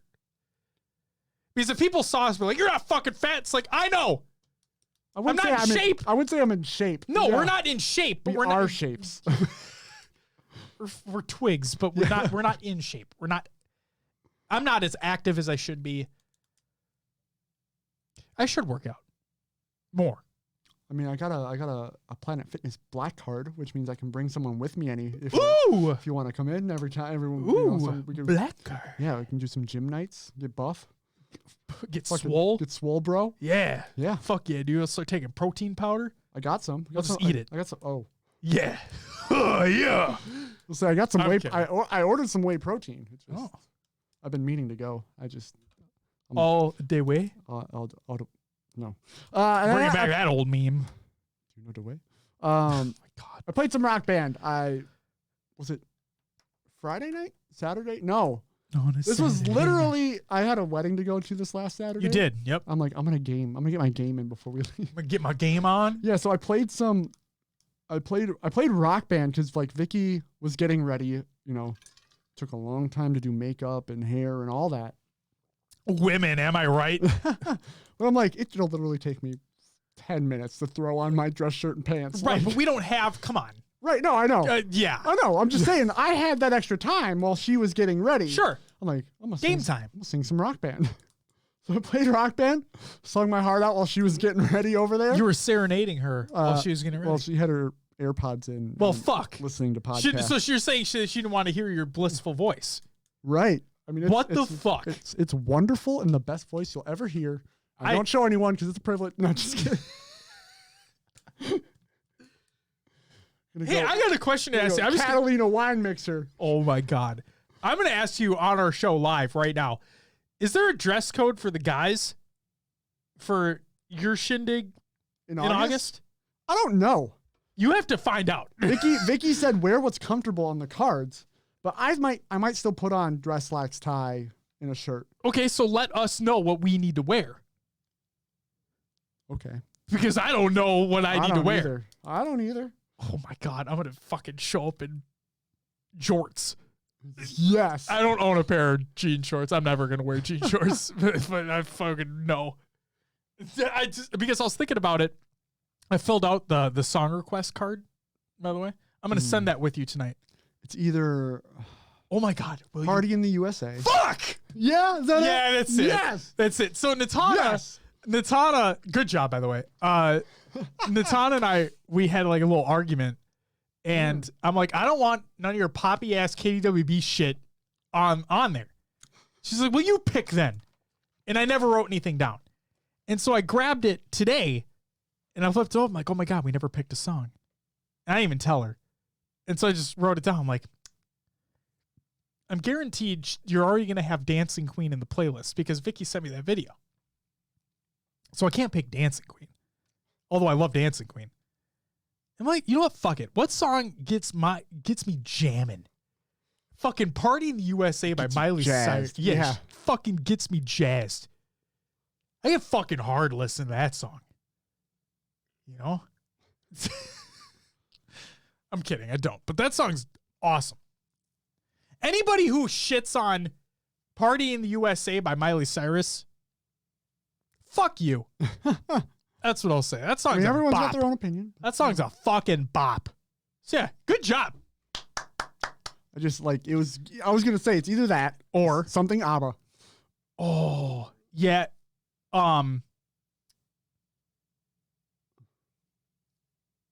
Was it Take a Chance on Me? Take a chance. It's a great song too. That's a good one. Oh my God. I first heard that song when I was a teenager. So my neighbor worked for Southwest Airlines, an airline. Okay. And he was like a head mechanic. Oh, like they would fly him around the world to fix planes, type of mechanic.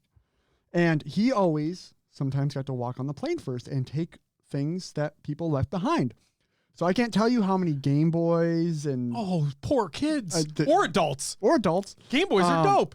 And I didn't get an iPod right away when they were a hit, but I got a fucking MP3 player off a plane that he brought, and it had like 1,500 songs on it, and like it was. So what Will is saying to the person whose MP3 player that was, Will thanks you. Yeah, I learned about ABBA. I learned about Jason Mraz. Oh God, there was just a ton of stuff I never heard before. You're saying like Alanis Morissette? I have no idea. I don't even remember. I remember those two songs. The Take a Chance on Me. Take a Chance on Me. They had the one Jason Mraz song that was like his first hit. I have to look up Jason Mraz. Because I know like the fucking fedora ass shit. Good Lord. I could sing it, but I don't know the name of the song. The Remedy. That's it. It's a good song too. That's the. But yeah, it's a good song. Oh, I'm Yours. Of course, that's one of his songs. Mm-hmm. Jason Mraz. There you go. His fucking fedora. That is a fedora, right? Yeah, yeah. Kinda. Is it? Is it? I don't know.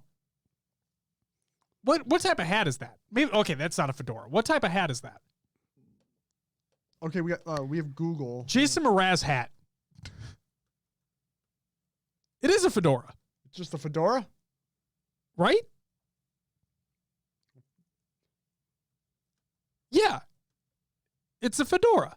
I was right. Are we just used to like seeing like the pop stars who have the brim bent up? Yes. Maybe that's it. Yes. No, he's wearing legit fedoras, so good for you, Jason.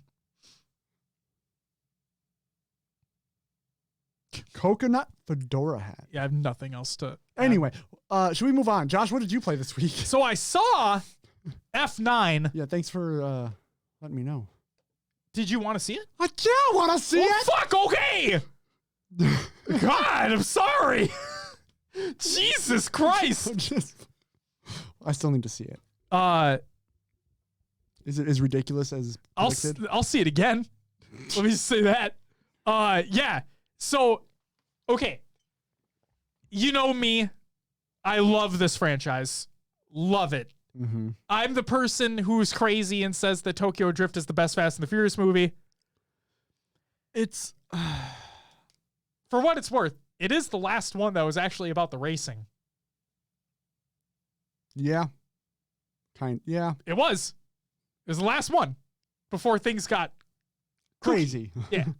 Yeah. So, F9. I'm not going to spoil anything, but I will say this.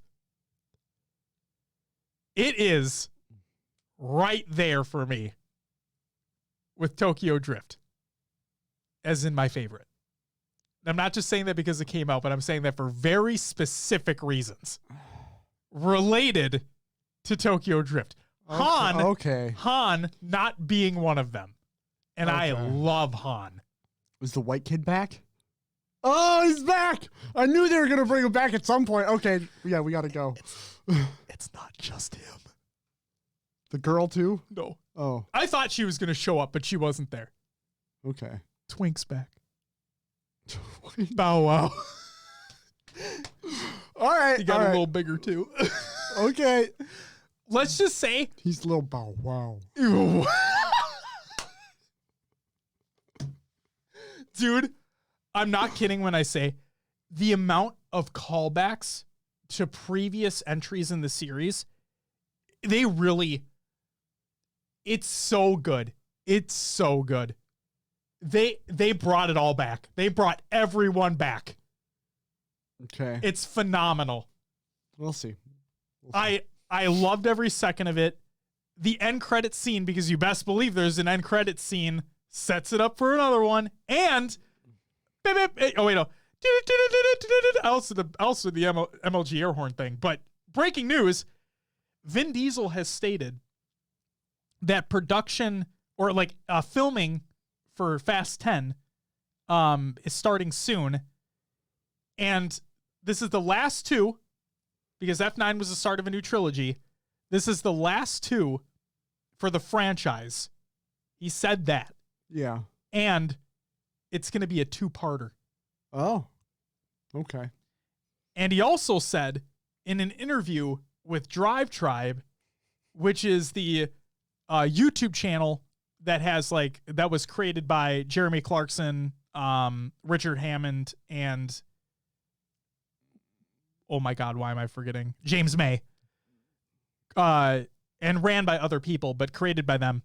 In an interview with Drive Tribe, Vin Diesel said that electric vehicles will have like a prominent role in F10. Interesting. So, yeah. I'm fucking stoked, man. Holy moly. Are we getting evil robot cars? You gotta hell, fight them? We had magnets in space in this one. You know, where else could we go? Who the fuck knows? We're going to Mars, baby. And before anyone gets mad, that was already in the trailer. Correct. That was spoiling nothing. The only thing that I guess I'm sorry, Will, because you made me do it. The thing we did spoil is that the white dude from Tokyo Drift is in, and Twink from Tokyo Drift is in F9. That's all I'll say, though. It was so good, though. Holy shit, dude. Oh, I'll see it again, like I said. First movie theater experience since pre-COVID. Yeah. And guess what? I love the movie theater, but I fucking hate the movie theater. Yeah. Because, of course, my first time fucking back. You have kids messing it up? Nope. Oh. Adults. Adults? Talked the whole time. Did you be like, hey, can you not? Nope. Because I'm dumb. I don't like confrontation. Did you go to the one where that's very strict, or did you go to the one further out? I did not go to Alamo. I went to a Marcus Theater closer to here, actually. Okay. So I did not go to our normal one. Gotcha. Yep. The one here is actually much closer than the other one, and has the Dream Loungers and everything too. We saw it on the DLX screen. Nice. So it was great that way, and definitely missed the popcorn. But yeah, it's funny how the one time I'm back after over a year, and of course somebody had to fucking ruin it like that. Yeah. So like, hey, have you not been to a theater before? Right, and this is why I'm such a huge. No, I get it. Like, don't get me wrong. Like, I completely understand that there's jobs at risk and like a lot of money that's missed out when movies come to like streaming services instead of going to a theater, and with COVID happening and everything. I completely understand that. From a personal standpoint, there's something that I really enjoy of just being able to rent a streamable film that just came out in theaters and just watch it in the comfort of my own home. Yes, it's not on the big screen. Don't get me wrong. I understand that. And yes, I'm not getting the experience of being in a theater, but it's just the not having to deal with anybody else, not having to deal with that uncertainty when entering the theater. You don't know the type of experience you're going to have. Just watch it on my own time. I really enjoyed that. So, but I was happy to go back for what it's worth. And the movie was very, very good. Okay. And I'm not just saying that as a Fast and the Furious fan. There was so many perfect callbacks. And there are callbacks in F9 that you're going to be like, holy shit, they did that. It's that crazy. All right. And then the game that I played, the only game I played was Ratchet & Clank Rift Apart, because I said that I wanted to devote this weekend, or try to devote this weekend, to completing the game. So I was at 78% going into the weekend, and I finally beat the game. I 100%ed the game with collectibles, everything, which also meant that it was my first ever platinum trophy. Platinum trophies are like our PlayStation's equivalent to Xbox's achievements. Trophies, I mean. And platinum is you get every other trophy in the game and you get the platinum. This is the first ever platinum I've ever gotten. And typically some platinums can be much more difficult to get than others. I will say this, the thing that I loved this game through and through. I really did. Top game of the year contender for me right now.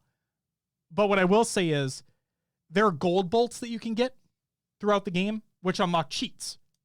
Now, a lot of these are like, video filters. So like you can have it be like a Mars theme or a retro theme or whatever. A lot of them are kind of like that. Or like big head mode.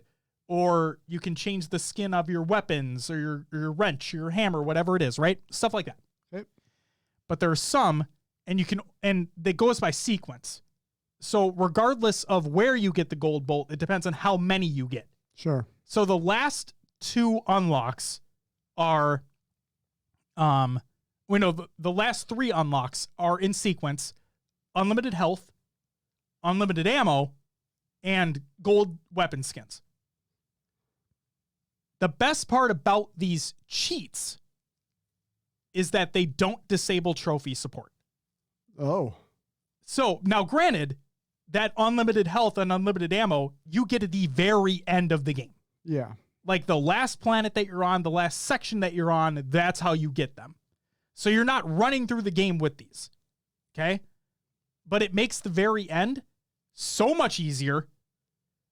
And if you get all the collectibles, there's a collectible called the Spy Bot. And if you get all the Spy Bots in the game, and there's one per planet, if you get them all, then you can buy the best weapon in the game, which is called the Rhino 5, I think. But what that does is, it's really, really cool. It creates, because this whole game's about other dimensions, right?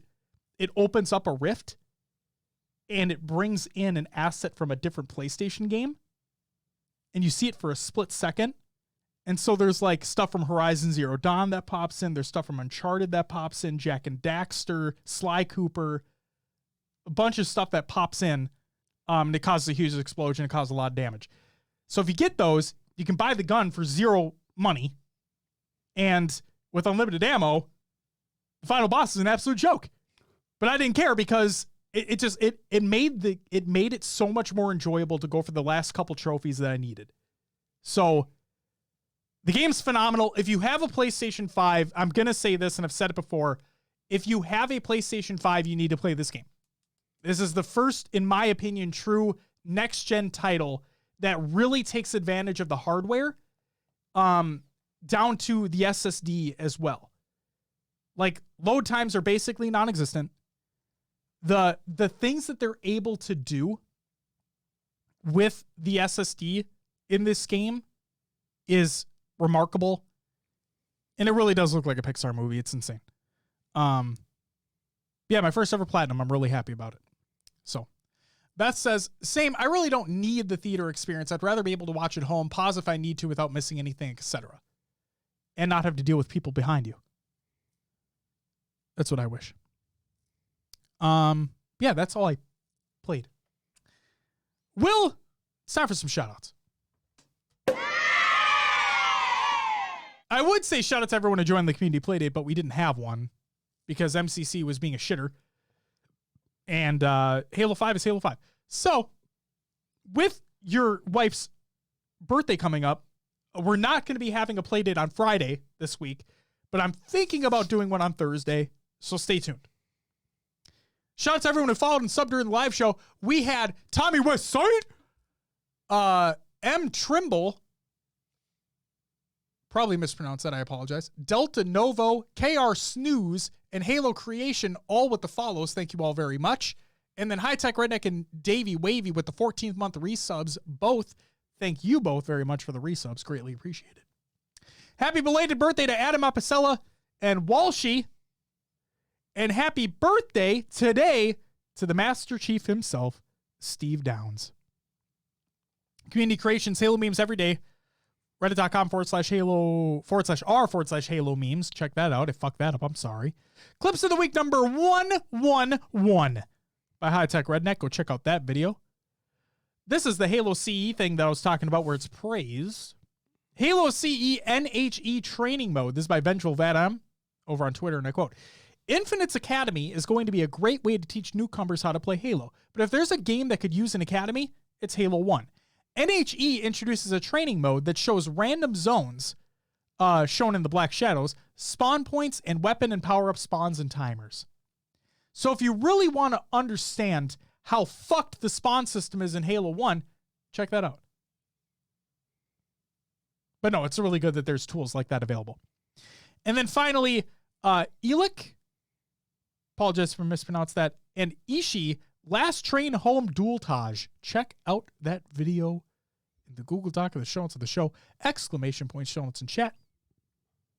And if you're listening to the audio version of the show or watching the VOD, it'll be included in the relative descriptions. Link for you. Or crawling over to you to go to the bathroom every 5 minutes. Oh my God. I fucking... Right? That's another rant for another day. Well, that's all I got. Would you mind plugging the show? Find us on your favorite podcast services. Just search for HCS Pro Talk. We're on iTunes, Podbean, Stitcher, and Spotify, and others as well. Pocket Cast! Join the Discord. Links provided in the Google Doc in the show notes of the show. We have our Xbox Club and Spartan Company, but don't. We have socials, Twitter, Instagram, Facebook, YouTube, and our Twitch channel here. Search for HCS Pro Talk. We have our own website with a link to our merch. Unlike noobcombo.com. We actually have some working on some things with that. Stay tuned. And then, of course, don't forget the fine folks over at Podcast Evolved, your home for Halo. HaloPodcast.com. They have lore, missions, books, blocks, and top Halo news stories as well. Please don't forget to check out the fine folks over there. Do it up. Josh, any closing statements? Turo says, great show, boys. Thank you. Hey, thank you. Thank you. My closing statement for this episode is, to all the people out there who may be thinking Arby's, don't. Get Taco Bell instead. To all the people out there who would rather prefer Taco John's, Potato Olays, though. That notwithstanding, you know who you are. Trevor. Oh, no. Jordan. Don't. Is there something going on I don't know about? On Twitter. Oh, God. Okay. Yeah. Trevor tweeted out something about like wanting Taco John. Wait, no. I think he replied or retweeted a Taco Bell tweet and then talked about Taco John's. Yeah. And I I'm did like, see that. I'm like, nah, fuck you. Taco Bell's the way to go. And then Jordan chimed in. He's like, no, Taco John's. I'm like, no, Taco Bell. So, episode 50 for those who are interested. Oh my God. So to all, oh yeah, that's our review show of Taco Bell. Yes. Food. Oh my God. Yes. There was not a lot of Halo. You're just on the fucking ball with this. I love it. Oh, holy shit. Yeah, I remember that. we need to do a follow-up. But in all seriousness, for those out there who are thinking about getting Taco John's, don't get Taco Bell instead. The reason why I say this is because, along with my closing statement, I'm thinking about going and getting some Taco Bell after this. Right now? I'm hungry. Did you guys not do dinner? Oh, we did. Oh. I'm just hungry. Alrighty then. And then also, Dr. Disrespect is apparently in Game 5 of the Western Conference Finals right now. He's in the crowd. He's at the Phoenix Sun Clippers game. He's just chilling. Nice. Let's go. Lil Wayne's there too. That's awesome. But who gives a fuck about Lil Wayne?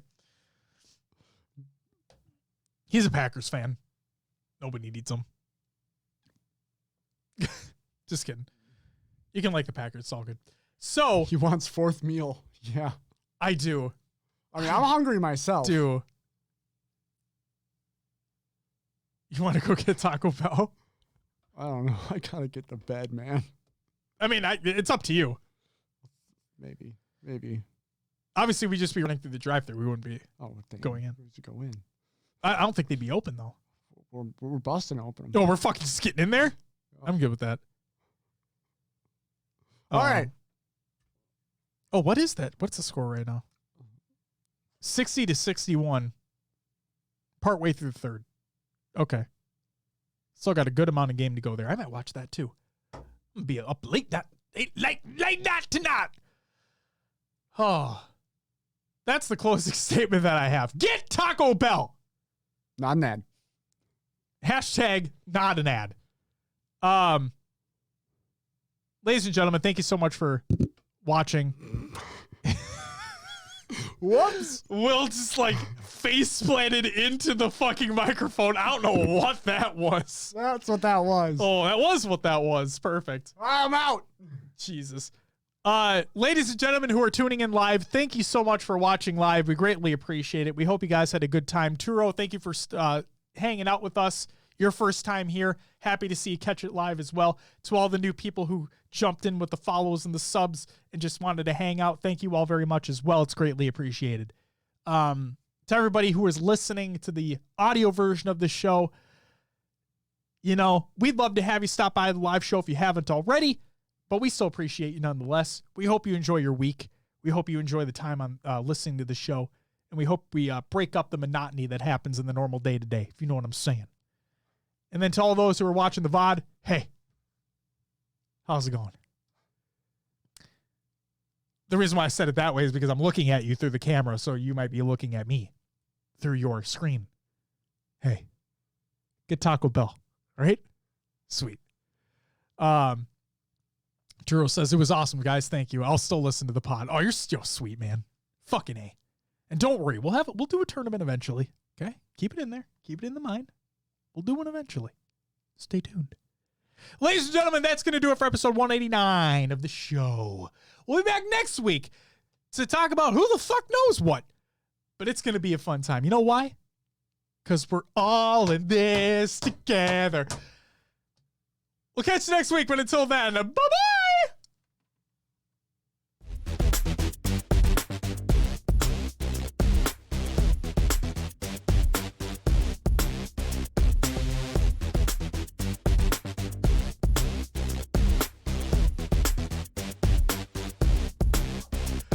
Fuck the Clippers!